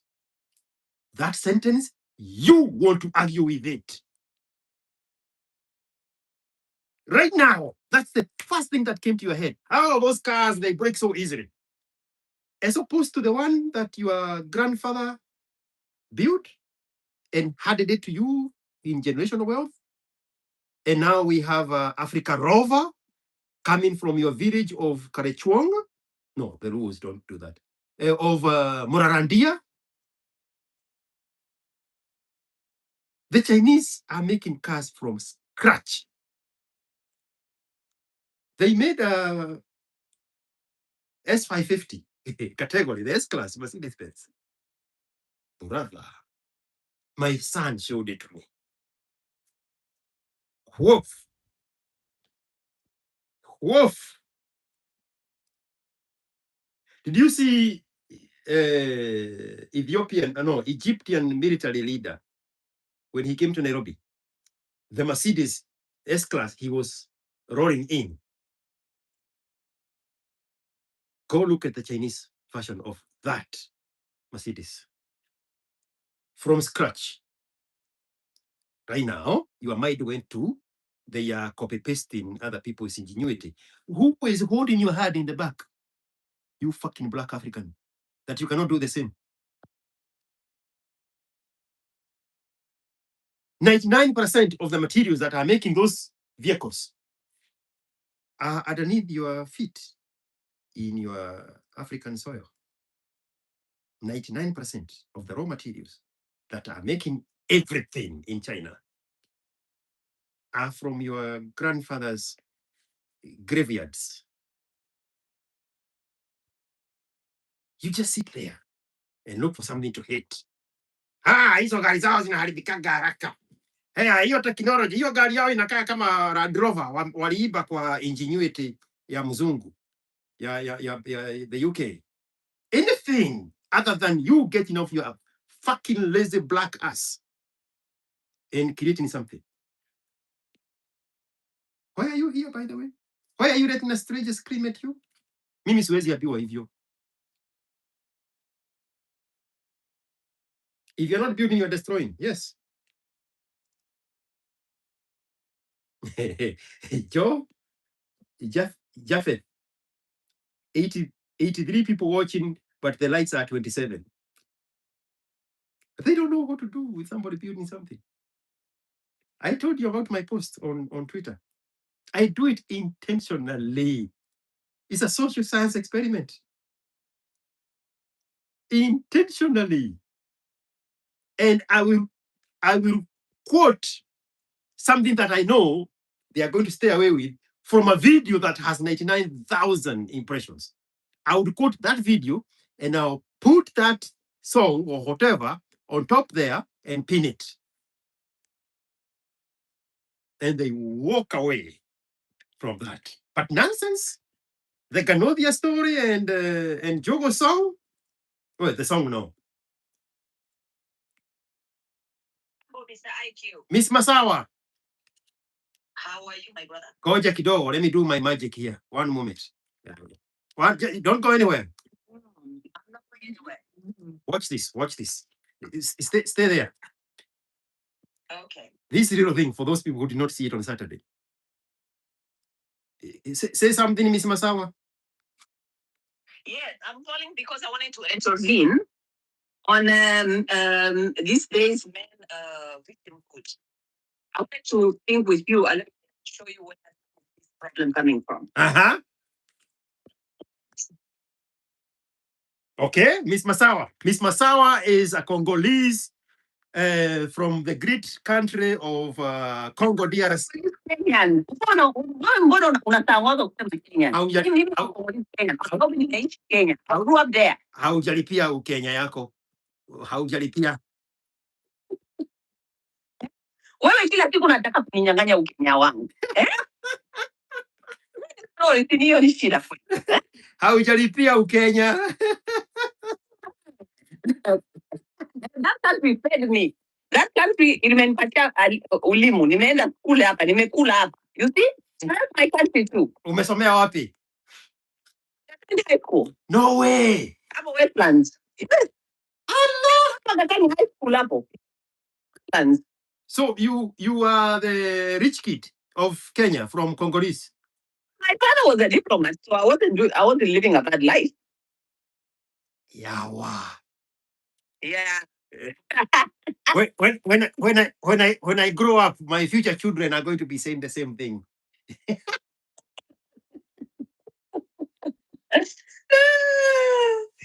Yes. So yes, I was listening to your program today, and then you are talking about all now, like how men, how suddenly you start watching these movements of men who are projecting themselves as, like victims now, which is like, this is not only Kenyan, this is almost everywhere, especially in the African community. It's just something we don't really pay attention to.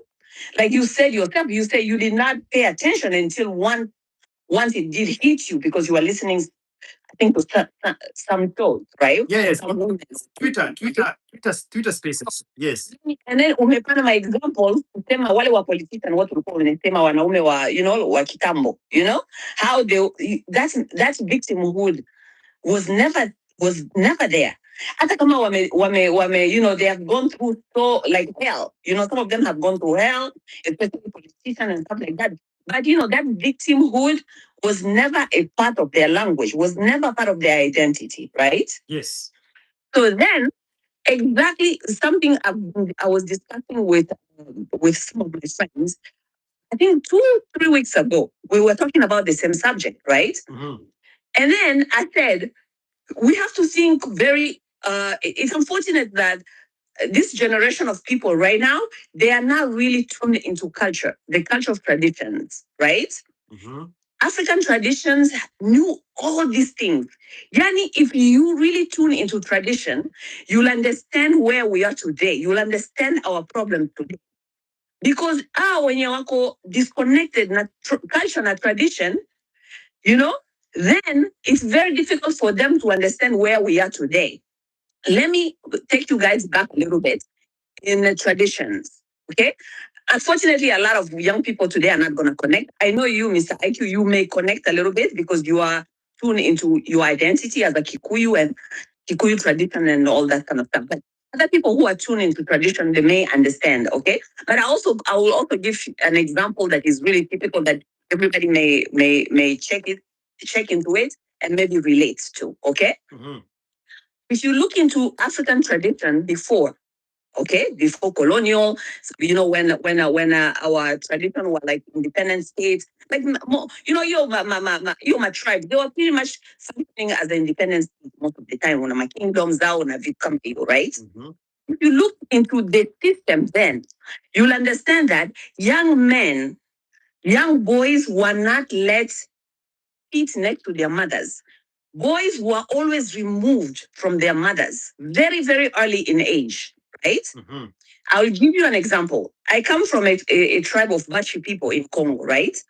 Boys were removed at age of 7 from their mothers and they were taken away until they are 17 years old, right? Mm-hmm. Walikuwa wanaenda kukua, they were trained. They went to these places, they were like camps, or today in a modern life, we'll say like, let's say leadership academies, right? Okay. So they were taken to these camps that were provided by Mwamis, like Bamis, like the kings, right? Mm-hmm. Where they stayed for 17, from 7 to 17. That means 10 years of away from a mother, right? So when these boys came back, they were already programmed totally differently. They were not coming home to listen to mama. They did not come home to listen to mama instruction. They did not come home. They already came home where they already surpassed that stage when they get so emotionally corrupt by their mother, right? So when they came home, they came and they were told to come and serve. They came to serve the community. They came to serve and they were always waiting to hear the voice of Mwami. If Mwami did not say, nothing else matters. You understand? Yeah. So, Leo, men, that system is no longer there. Today, men are raised by mothers. So all this that you're talking about, the victimhood, the anger, the hate, that's the mother's energy. Our traditions, a lot of African tradition understood that. That's why they removed men, they removed boys, and they took them away from their mothers because they understood that children are extensions of their mother's energy. You understand? Mm-hmm. Children are extensions of their mother's energy. And if you do not touch that chord very, very early in boys, they are gonna grow up becoming these boys we see today out here. They are like men with women energy. They are like men who knows nothing but complain and victimize themselves.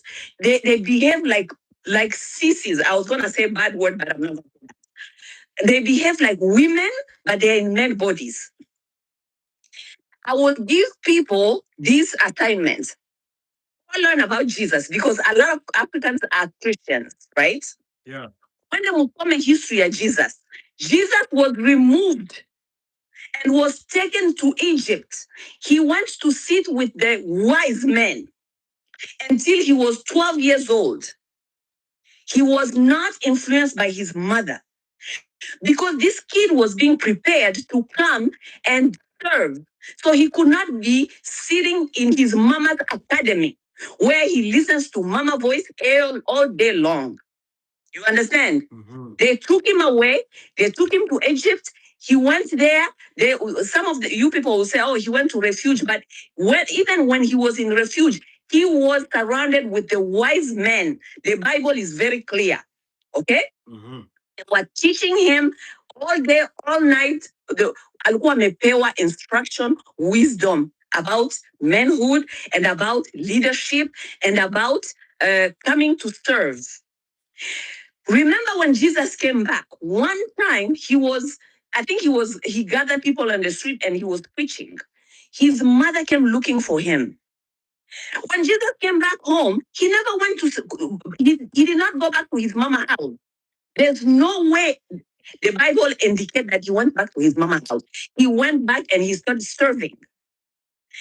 There was a time alikuwa kwenye street, he was preaching, mama yake amekuja kumtafuta. People came and told Jesus, your mother is outside looking for you. You know what Jesus said? Go tell that woman. He did not say, go tell my mother. Do you see how boys were programmed then? Yeah.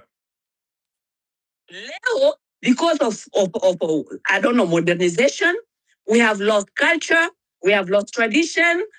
So now we are breeding this kind of boys that we call sissies. They are men, they are women in men bodies. Unfortunately, that is what is happening and is going to continue happening because people have lost tradition and culture. People have lost reality and wisdom. Unfortunately, the last men that we are seeing standing, they were those men who you are saying that they were working at 23 years old, they were politicians at 30s, and they were not victims. That's the last generation of men we have seen. That's it. That's it. 100%. The last generation of men. That's it. The rest is there's no men out here anymore. Okay? Until we realize that, until we correct that, we are still gonna be breeding mama's boys, sissies, men with women energy every day. Because in Congo tunawaita wanaume wanakaa chini ya vitenge ya mama zao. They sit under their mama's skirt. They go to mama's academy. Every day they hear mama voice. When they're going to grow up, they're going to project that energy, their mama's energy in the society. And it's going to be very ugly as we see it today.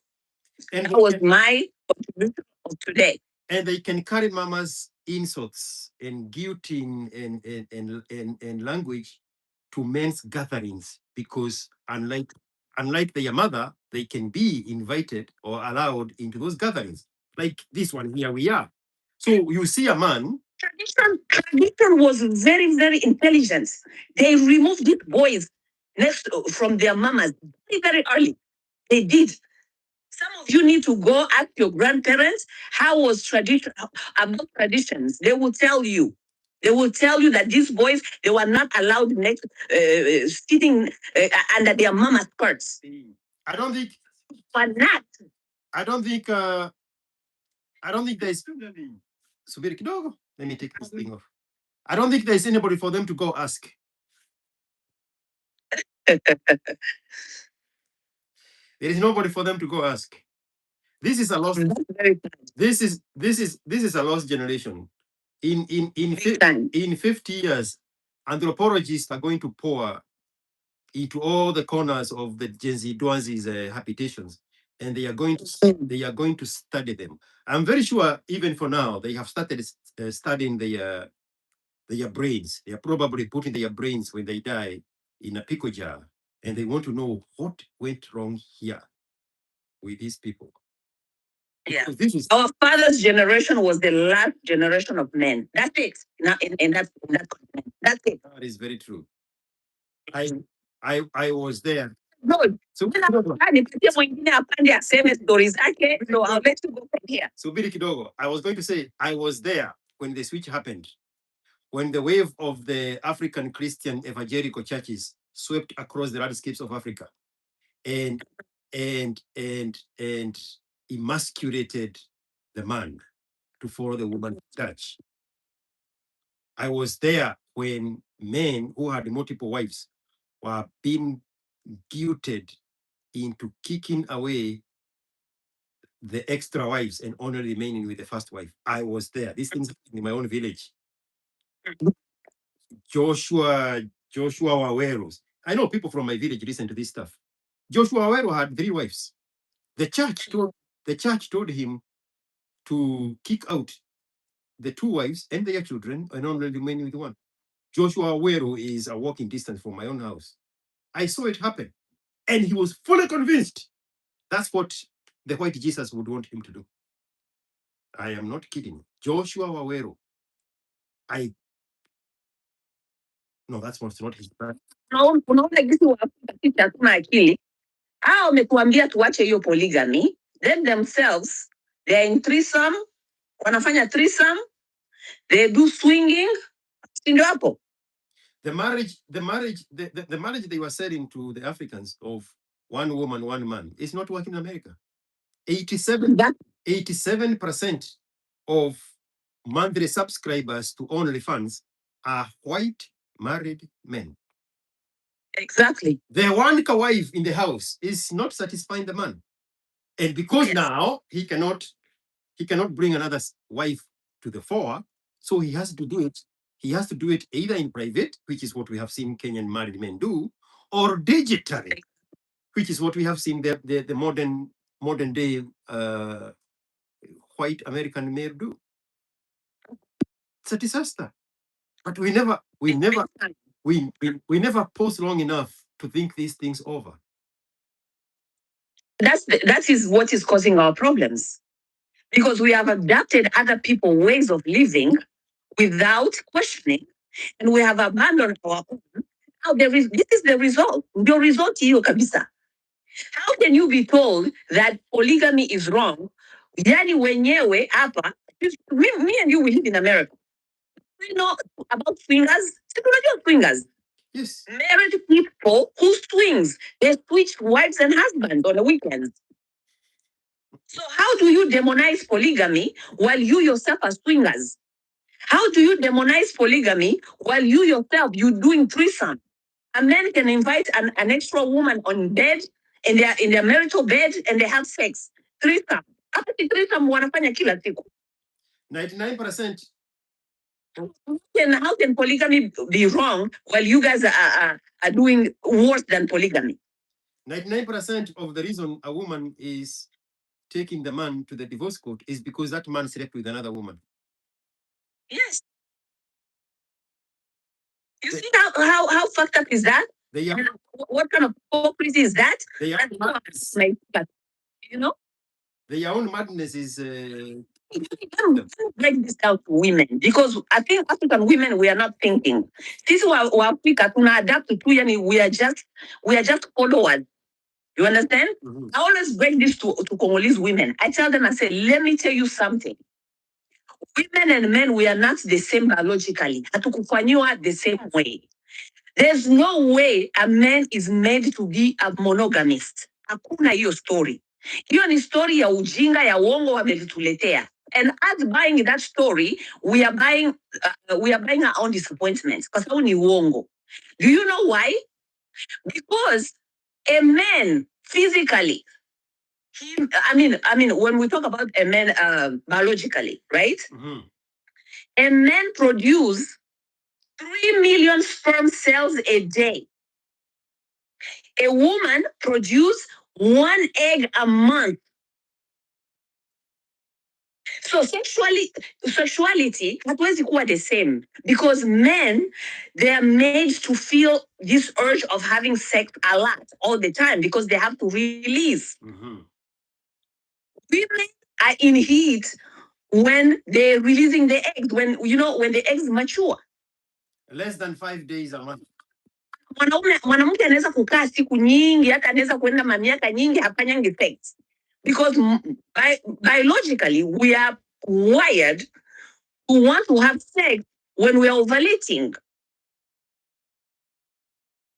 So how can you compare? Oh, wanaume wanapenda, no, they can be faithful. They can be, yeah, Mrs. Kama, there's no man who cannot be faithful. But is it biologically are they programmed like that? No. If a man is faithful, maybe because he had learned to discipline himself.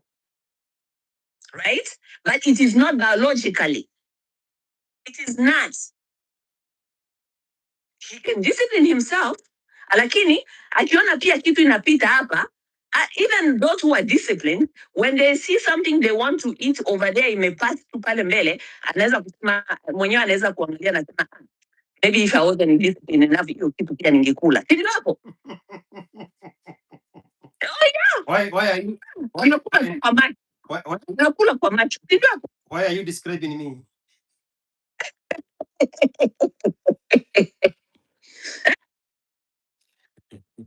Wako discipline. Unafikiri wako discipline hawana macho? Si wana macho. Wanaangalia kitu inapita tu hapa, anasema ya kama tulikuwa hiyo ma commitment kama hiyo kitu nimekula tu. Si ndio hapo? Hamna hiyo. Let's stop lying to each other. For me, I always say, for me, if I can never lie to myself and say my man is going to be faithful. No. If I love my man and I get to that point where I feel like huyu ni kama anataka anakuwa na hiyo idea ya kuona nje, mimi nitamwambia tu clearly, baba, tafuta second wife, tafuta mwanamke mwingine, kuja naye hapa. At least I know what you are doing. At least I know where you are going. Because if I tell myself that you are not doing it, I'm lying to myself. So I better be on top of my game and have a little bit of control in what is happening.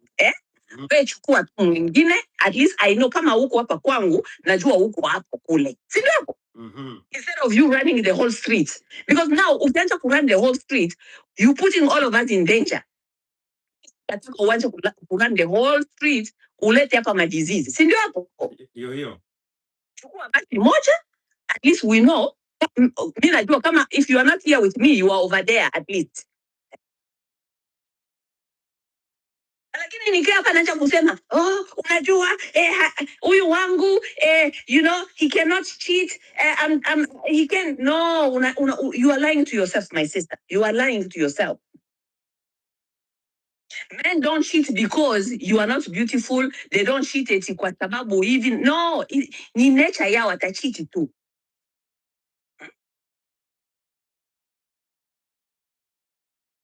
Go check in the animal kingdom. I always tell people nature should teach us. In the animal kingdom kule, si mtaona mambo yanapitaka huko. Lion anakuanga na mabibi na masisters zote, anakula na masisters. Everybody is eating all of those people.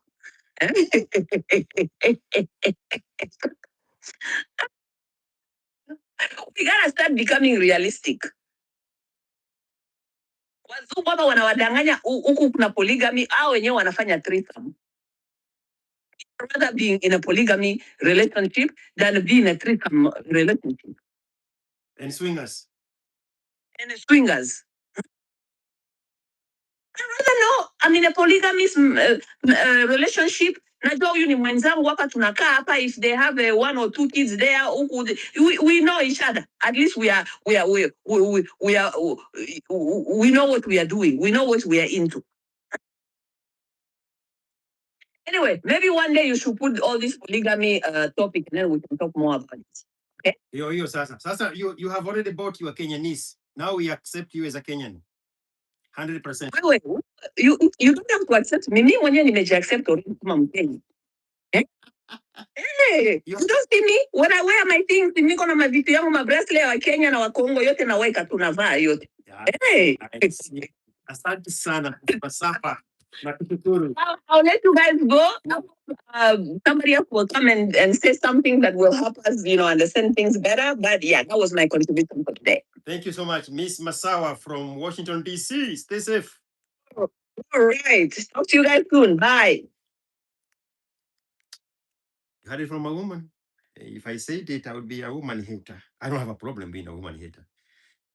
Those labels are very beautiful. They are very, very, very profitable.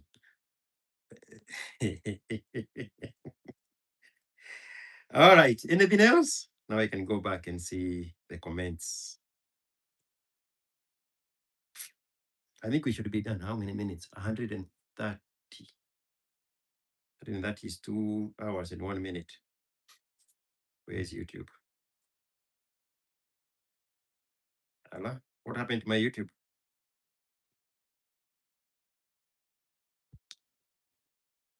All right. What else do you want me to scream to you about?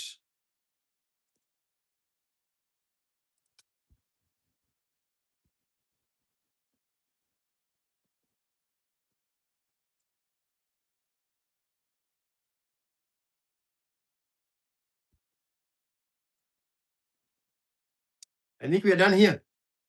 Is there anything else? I can't see anything else. I have, man, how do I look for? I need to know how to work these things. There.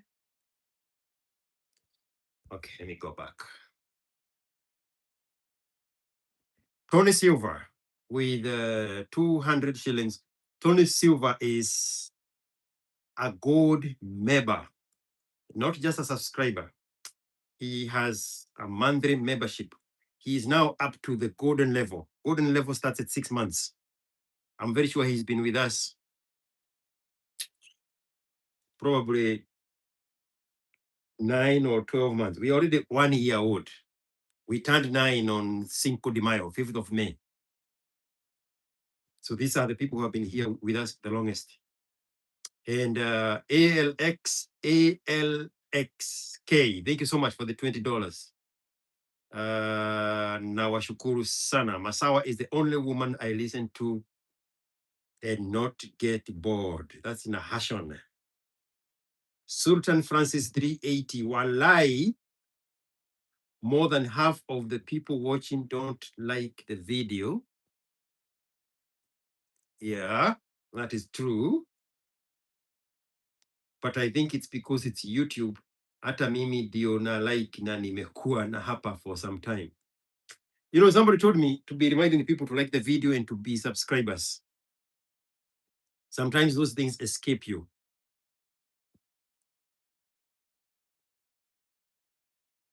Simon Mwakio. This is Simon Kibe's friend. So that's what your name is. Kibe should jump onto this one. I don't know where Kibe is. Asante sana for the wise words. Rakesh. Is that a girl?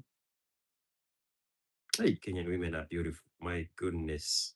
Woof.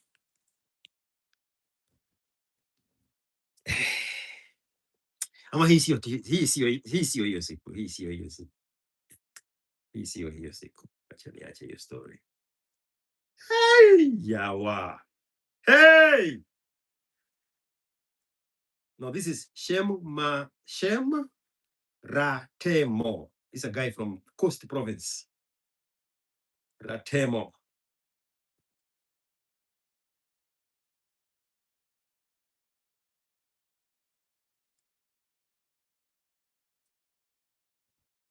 Crabs in a bucket. We only get united as Black people when we want to bring one of us down. Exactly where we are. 100%. Anyway, hii kesi imekwisha. Kuna Odoge. Is there Odoge? So this is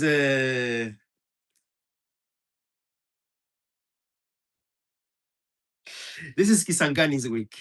I know Kisangani is there now. Oh my goodness. He's back at me. This is Kisangani's week. I was telling people on TikTok that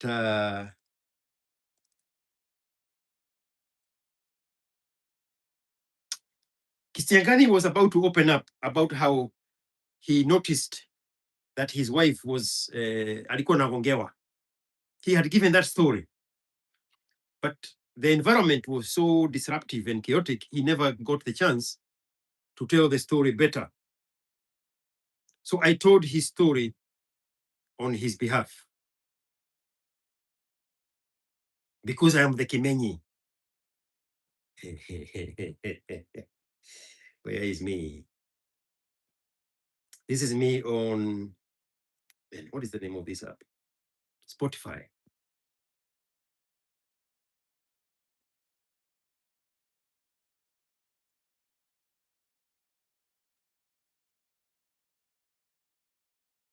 The music you don't want to listen to because you don't know what to react to. Seeing somebody making music and you have never seen anybody do that before you. The Camaro music is good, but Camaro is not your grandfather. So you're not saying that because you have a good place that you go to. All right, here is the story. This is a purely Kisiangani story. If he had come to me, this is the conversation him and I would have had. Oh, the volume is down because I was. Is the volume down? Oh, yeah. All right, here's Kisiangani. Hello, IQ Watson. My girlfriend is entertaining attention from other men, even though we are in a committed relationship. I'm nice to her and treat her well and provide everything she needs. Please help me understand why she's behaving in this manner. I really want this to work. Listen, gentlemen, no matter how well you treat some girls, they will still talk to other guys when you're not around. Here's what no one will tell you.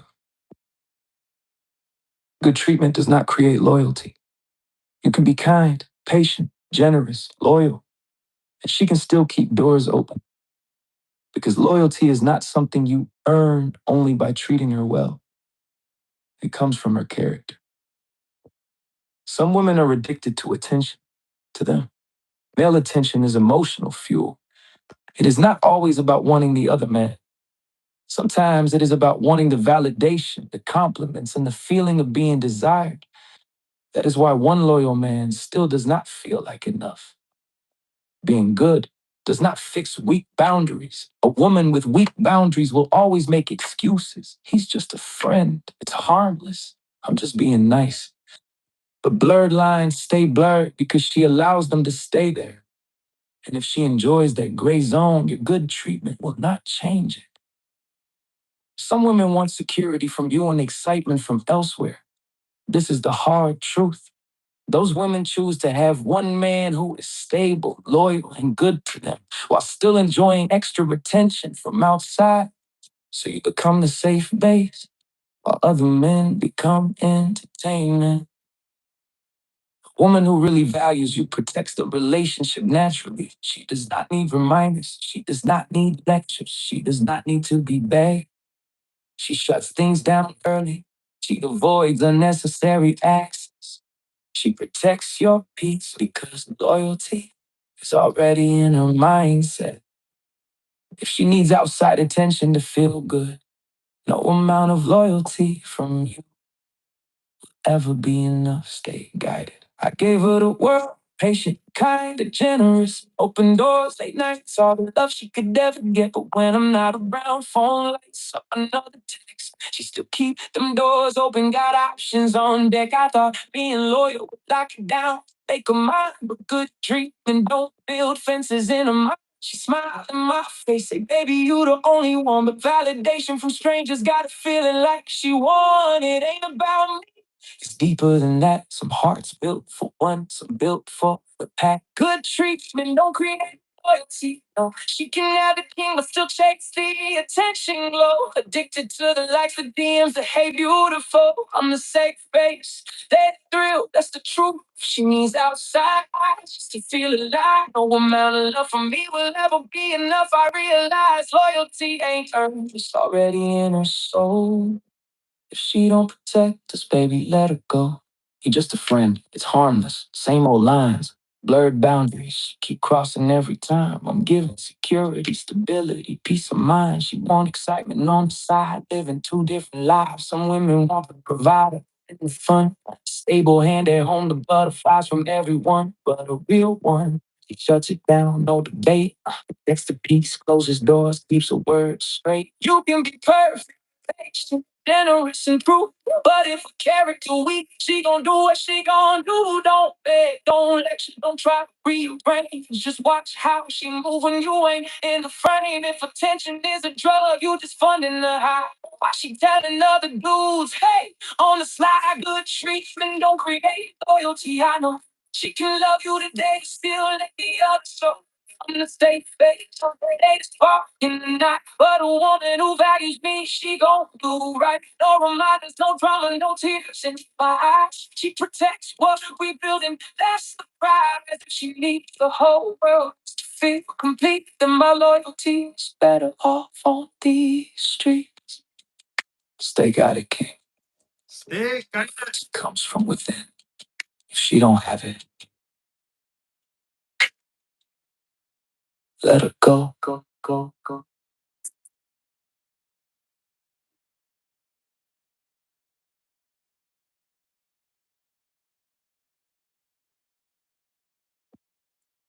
So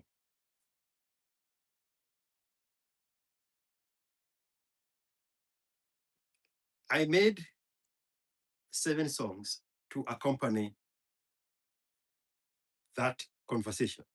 And I created an album on Spotify called Let Her Go. And what informed the lyrics is the conversation that he was about to tell to Ikonini about how him and his wife were in bed and he turned and his wife's phone was blowing up with messages from the Mugongeaji.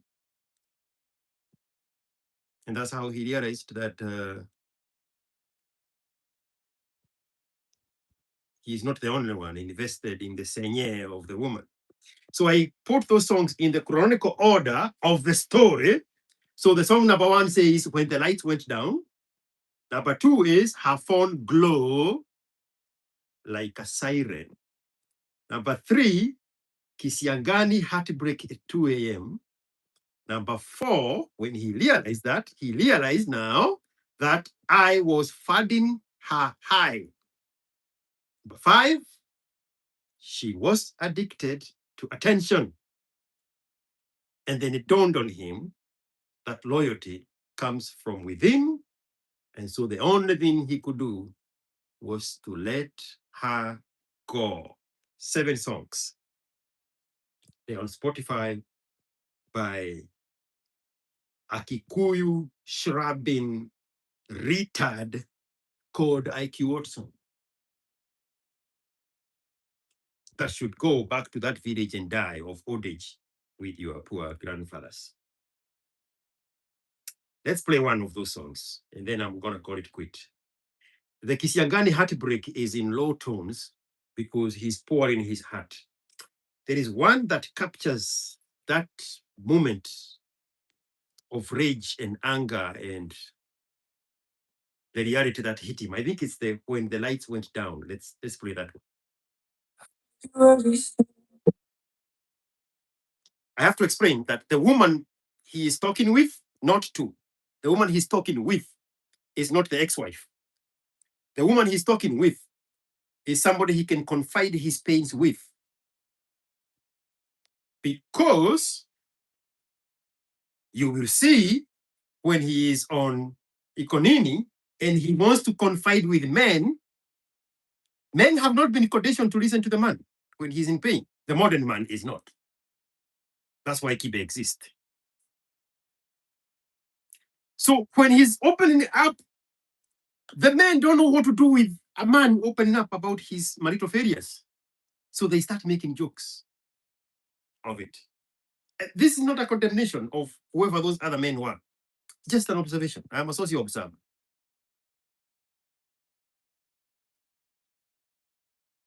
Our society has been diluted for so long that the only voice we pay attention to is that of a woman.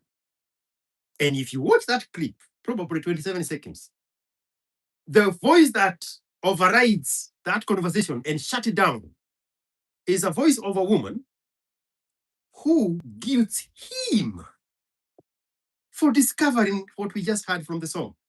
It's crazy. Again, this is George. That's how I see things. That you want to convince yourself, I'm reading too much into it, there is nothing to see there,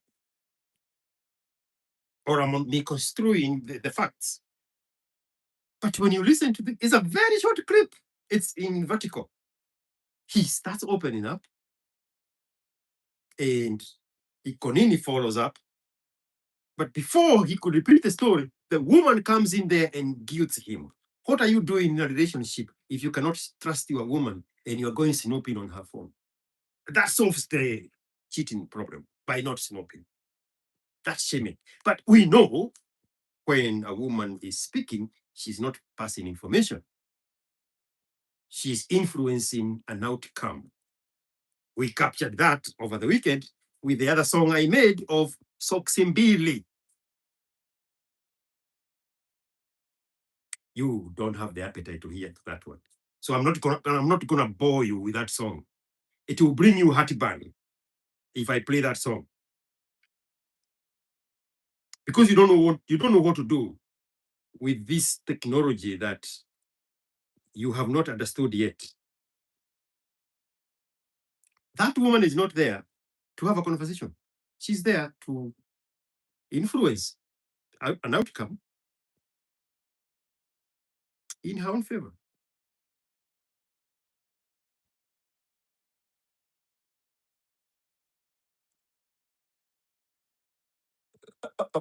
Hey. Socks Billy anasema ni moja tu, bebe anamwita, halafu anajitetea, ni rafiki tu, anasema haraka, kisiangani amenaswa, bado ajui ameshikwa. Anajifanya na mpango lakini anamshika pole, ila mara podcast anamleta tena na tena. Anataka kumfunga bila yeye kujua, anadhani anacheza lakini yeye ndiye anachezwa. Si marafiki tu, hii ni mtego mzuri. Mariam ameamua yeye ndiye atakayemshika. Baby na tabasamu yote ni mbinu, kisiangani baada juu ameingia ndani kabisa. Anaoneza jitamaa, lakini sio game ya Man United. Game na wachezaji na wasichana ndio huicheza. Mariam head coach na yeye ndiye anaicheza. As IQ Watson would say, women do not speak to burst information. They speak to influence and outcome in their favor. Akiletwa anasema tu ni rafiki yake, lakini rafiki kama huyo anafanya moyo uwe na wasiwasi. So my brother, Isiangani is finished, the trap is set, the hunter has caught her prey.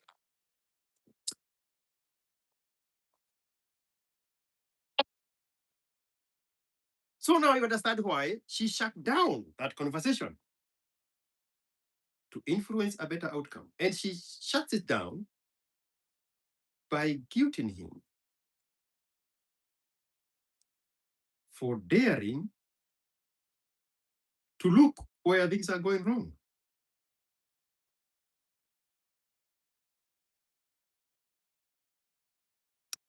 So,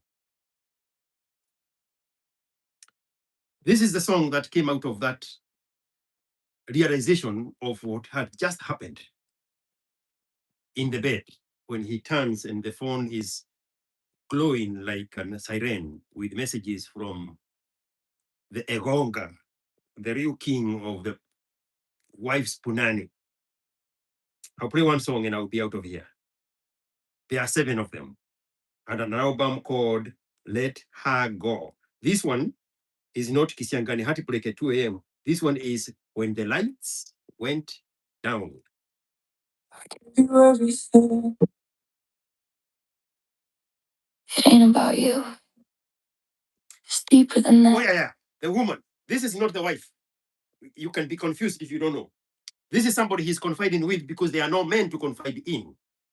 But the problem in confiding with a woman, and I had told them that when I was on their space, is that women, you can call a woman a friend, but when we interrogate the woman further, the woman would want something more than a friendship with this guy. The only reason she's there is because she wants to turn him into her, Kenobia. But Kenobia is clueless, does not know that. So this woman he's confiding with here, eventually is going to end up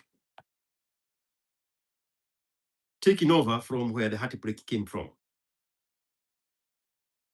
I gave her the word, stay patient, kind and generous. Held her through the storms, open doors, every promise I could give.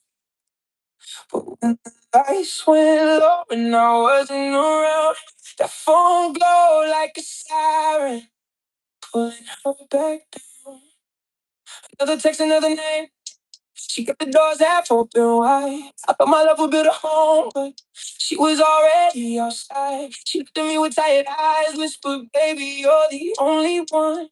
While her heart was somewhere scrolling, chasing one from everyone. It ain't about you, it's deeper than that. Some hearts built for one, some built for the pack. Good treatment don't create loyalty. No, I crowned a queen, but she still chased a hollow blow. Addicted to the DMs, that's the way. I was the safe place, they were the fire she ran to again. She needs from side, I used to feel alive. No amount of love from you will ever be enough. I realize loyalty ain't earned, it's buried in the soul. If she don't protect us, baby, let her go. She's just a friend that's harmless, the same lies in the dark. I watched her cross every line while I was fighting for our spark. I gave her steady ground when the world felt like it caved. She craved the rush from strangers, 2 lives in the bed. Some women want the provider's arms and it's been on the side. The quiet peace at home, the butterflies they can't hide. But a real wish shuts it down, no pray, no second guess. She protects what we have, I guess she wasn't there.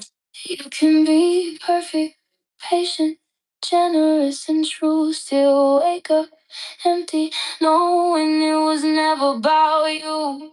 I saw how she moved when I stepped out the frame, smiling at screens, killing her slow, feeding her high. I couldn't tame. If attention is her drug, you were just funding the pain while she whispered, "Hey," to others in the pouring rain. Don't beg, don't chase. Don't try to rearrange the end, just watch it fade when nobody's watching. My friend, the treatment create loyalty. God, I know he held me close some nights, but still let the others show I was a safe place. They were the spark in the cold. But a woman who values you, she would have done right. No reminders, no secrets, no tears left in your eyes. She protects what you're building.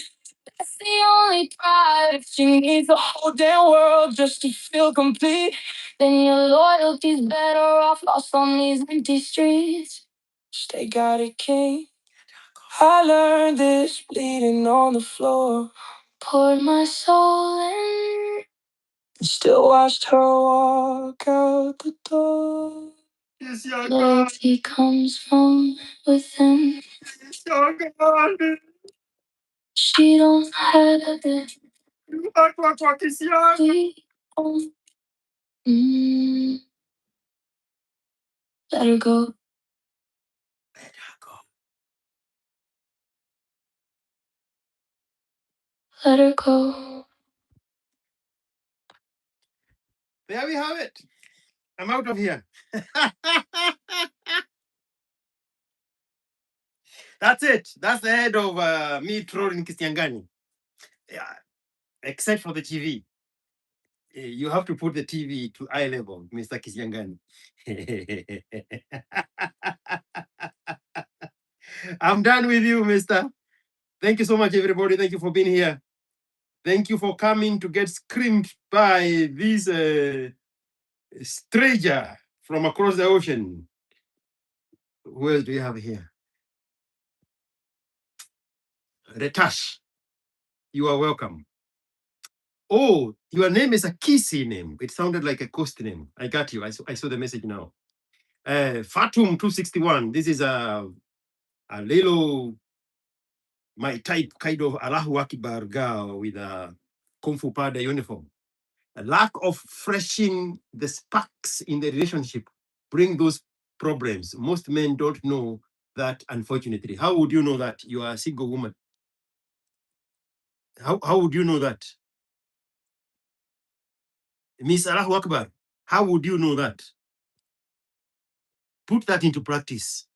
Then come tell us about it. Kwenda doki. Mimi siwezi kaa pahali kama hapa na mtu mwenye sijua aniskrimia hivyo. Mimi siwezi. Thank you so much, guys. Thank you so much. Miss Masawa. Asante sana for showing up. And everybody else, thank you for the super chats. Thank you for your likes. Thank you for your follows.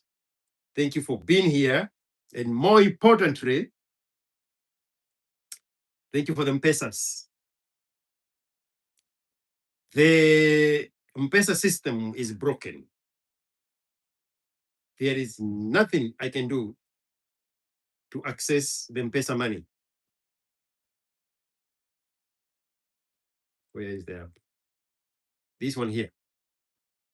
It gives all kinds of errors. I have tried everything. By the time I'm able to do it, the M-Pesa money will have been eaten by the Safaricom people. And I am sure everybody outside Kenya is going through this.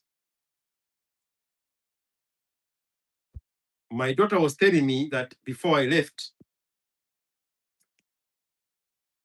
Edwin Whitefront has become a member on my YouTube. Either that or they have renewed and they are they have not been there longer than 5 months. So it's still showing in green. Once they hit 6 months, they get a golden badge. My daughter was telling me that there was a way we would have set the phone when I was in Kenya, but I would have had to activate it when I'm physically on Safaricom network. Then I can take it outside of Kenya and it can perform. So by the time I do that in a few months, Safaricom will have eaten that money. That money I wanted to accumulate to a point where it's useful, and then we can give it back to somebody or people in this community. If I say that now, you're gonna get mad. I don't need the money, but I'll hold it for you. And then we can in the future decide what is the best use for that money. Right now, it's a little bit over 100,000. We started this in January. Where are we now? Which month are we in? May. So when I came from Kenya in January, that's when I started going live with the computer. That's when we started doing the M-Pesa. That money is a little bit over 100,000. It has always been there. I wanted to do something significant. So it will stay there until we, as the community that I'm trying to create here, we can come together and decide this is the best way to use and utilize that money. But for now, keep blessing me, and in the future, I'll bless somebody else or a group of other people into something more meaningful than your individual money can do. When we do it collectively, it's going to make a significant change and impact on the community. So that is my point. I know you are still sending me money. People send me screenshots of the M-Pesa to me, but I cannot see that here for now. And I know people who work at Safaricom. Last time I said that, they called me directly on this phone using the number that is on my profile. If there is a way to solve that problem when I'm here, for me to start seeing that money, they need to tell you. People who want to call me, they are also welcome to try. I never let a good opportunity go to waste. But that's where we are. Santeni sana. Thank you for being here. No more music. Go listen to those musics on Spotify. There's something new I did today. Let me see if it's active.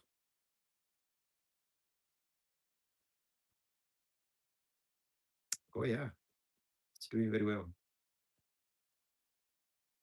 I opened up a community of these kind of songs. There is a huge, and I was talking to that with the Masawa, there is a huge opportunity, a market share for French music. And Phantom is Eric Oyugi. Eric Oyugi has a very successful YouTube channel that streams well, that is loaded with Lingala music. Very successful, extremely successful channel.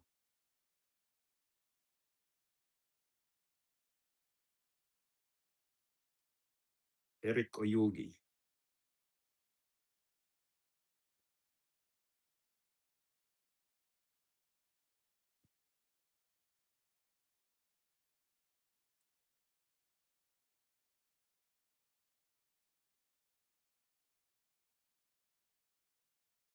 You wouldn't know.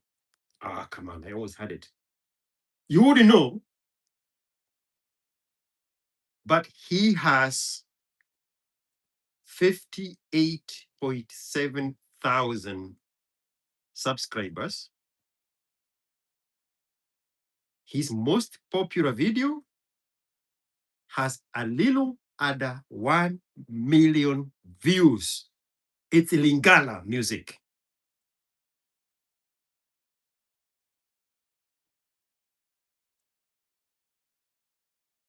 He is gravitated to Lingala. I'm telling you this for just two people who are going to pay attention, because, find a way to have a similar community of French music.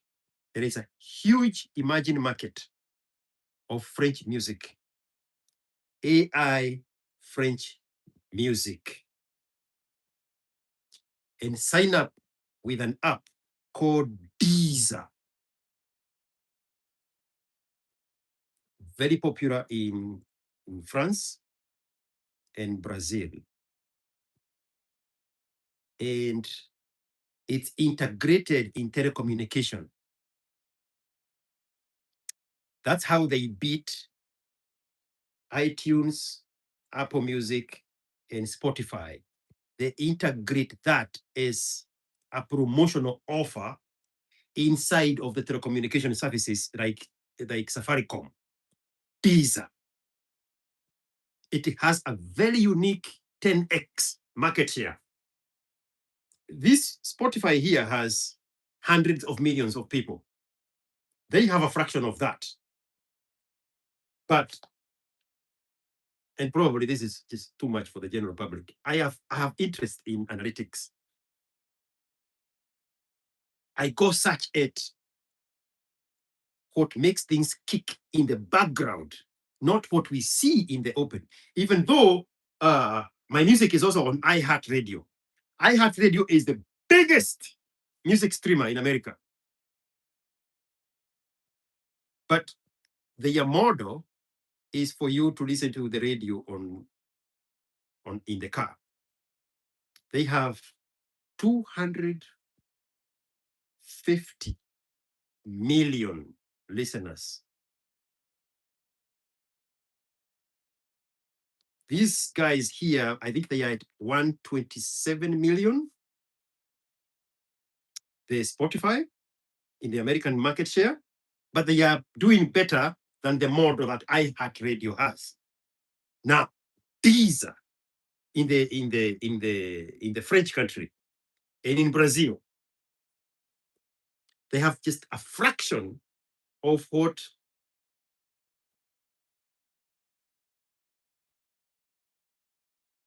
Spotify has, but they are leading in that market share. And the people who jumped onto that, there is a guy who is now the top of the rich. His music is called, his top music right now. I don't even know why I'm telling you this.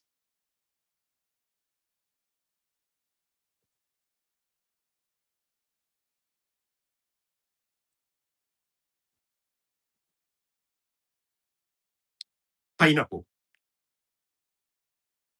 Let me just speak to Eric Oyugi. The rest of you, the Gikoro would not let you hear what I'm trying to say. His name is Leto, Leto, black dude. His one song called Pineapple. It's a very vulgar song. Very, very, very, extremely vulgar. Speaking about very bad things that he did to that woman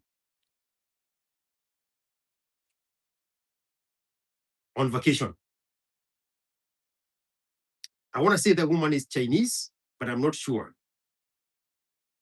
That song has been viewed tens of millions of times on Spotify, except that is not even his market share. His market share is Deezer in France. We just came from me screaming to you about victimhood. This is the other side of victimhood. Try it. Try that other side of victimhood. You want us to die off because technology is yours. Show us that it's yours by owning it, by making money with it. The moment you have a Gachagua song, I will pull mine down. The moment you have a Ruto song, I will pull mine down. Just share the link.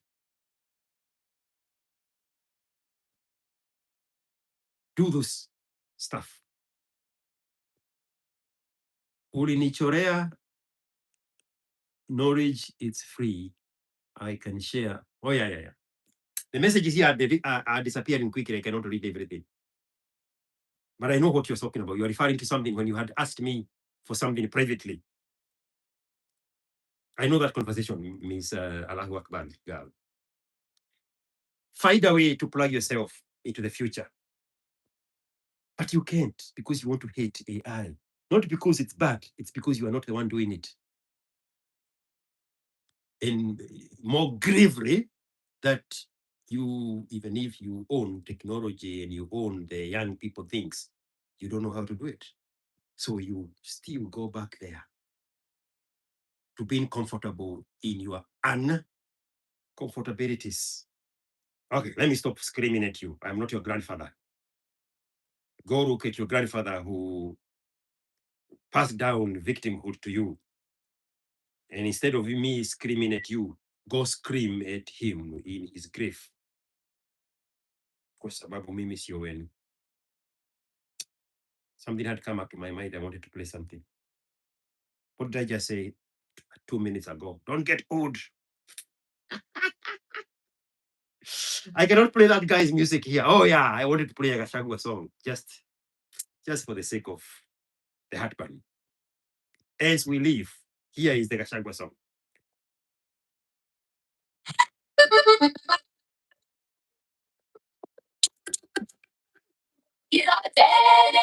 tuko kiratene, tuko kiratene, tuko kiratene, tuko tuneruto. Ruto ni mugatine ni munga witu kiradi mingi kama tungwini. Housing, roads na kazi kwa vijana 2027 tukuamkie yetu. Bachagwa ni mukabila hana msimamo. Si alikuwa anapiga uhuru. Sasa anapiga Ruto. Twalimpa kazi akashindwa na kazi, sasa nazunguka mlima akiada vijana, anazunguka mlima kihada Wakikuyu akiwaambia watoke kila mtu, wakichocha Wakikuyu dhidi ya Wajaluo, dhidi ya Wakalenjin, dhidi ya Wakisii, dhidi ya Wasomali na jamii zote. Lakini hauganishi Wakikuyu kwa maendeleo, hauganishi kwa kilimo, hauganishi wafaidike kwa serikali. This is the same guy who was telling me that vibes that good for shareholders. Wakati yeye na selfishness yake alikuwa na blackmail the country. Huyu ni yule Mungu wa kawaida. Hajabadilika, yule mnafiki. Mkabila huyu mkimsikiza mtachwa nyuma, wengine wakienda mbele. Kasi kwa vichura. Pesa kwa wasendi, Ruto alisema.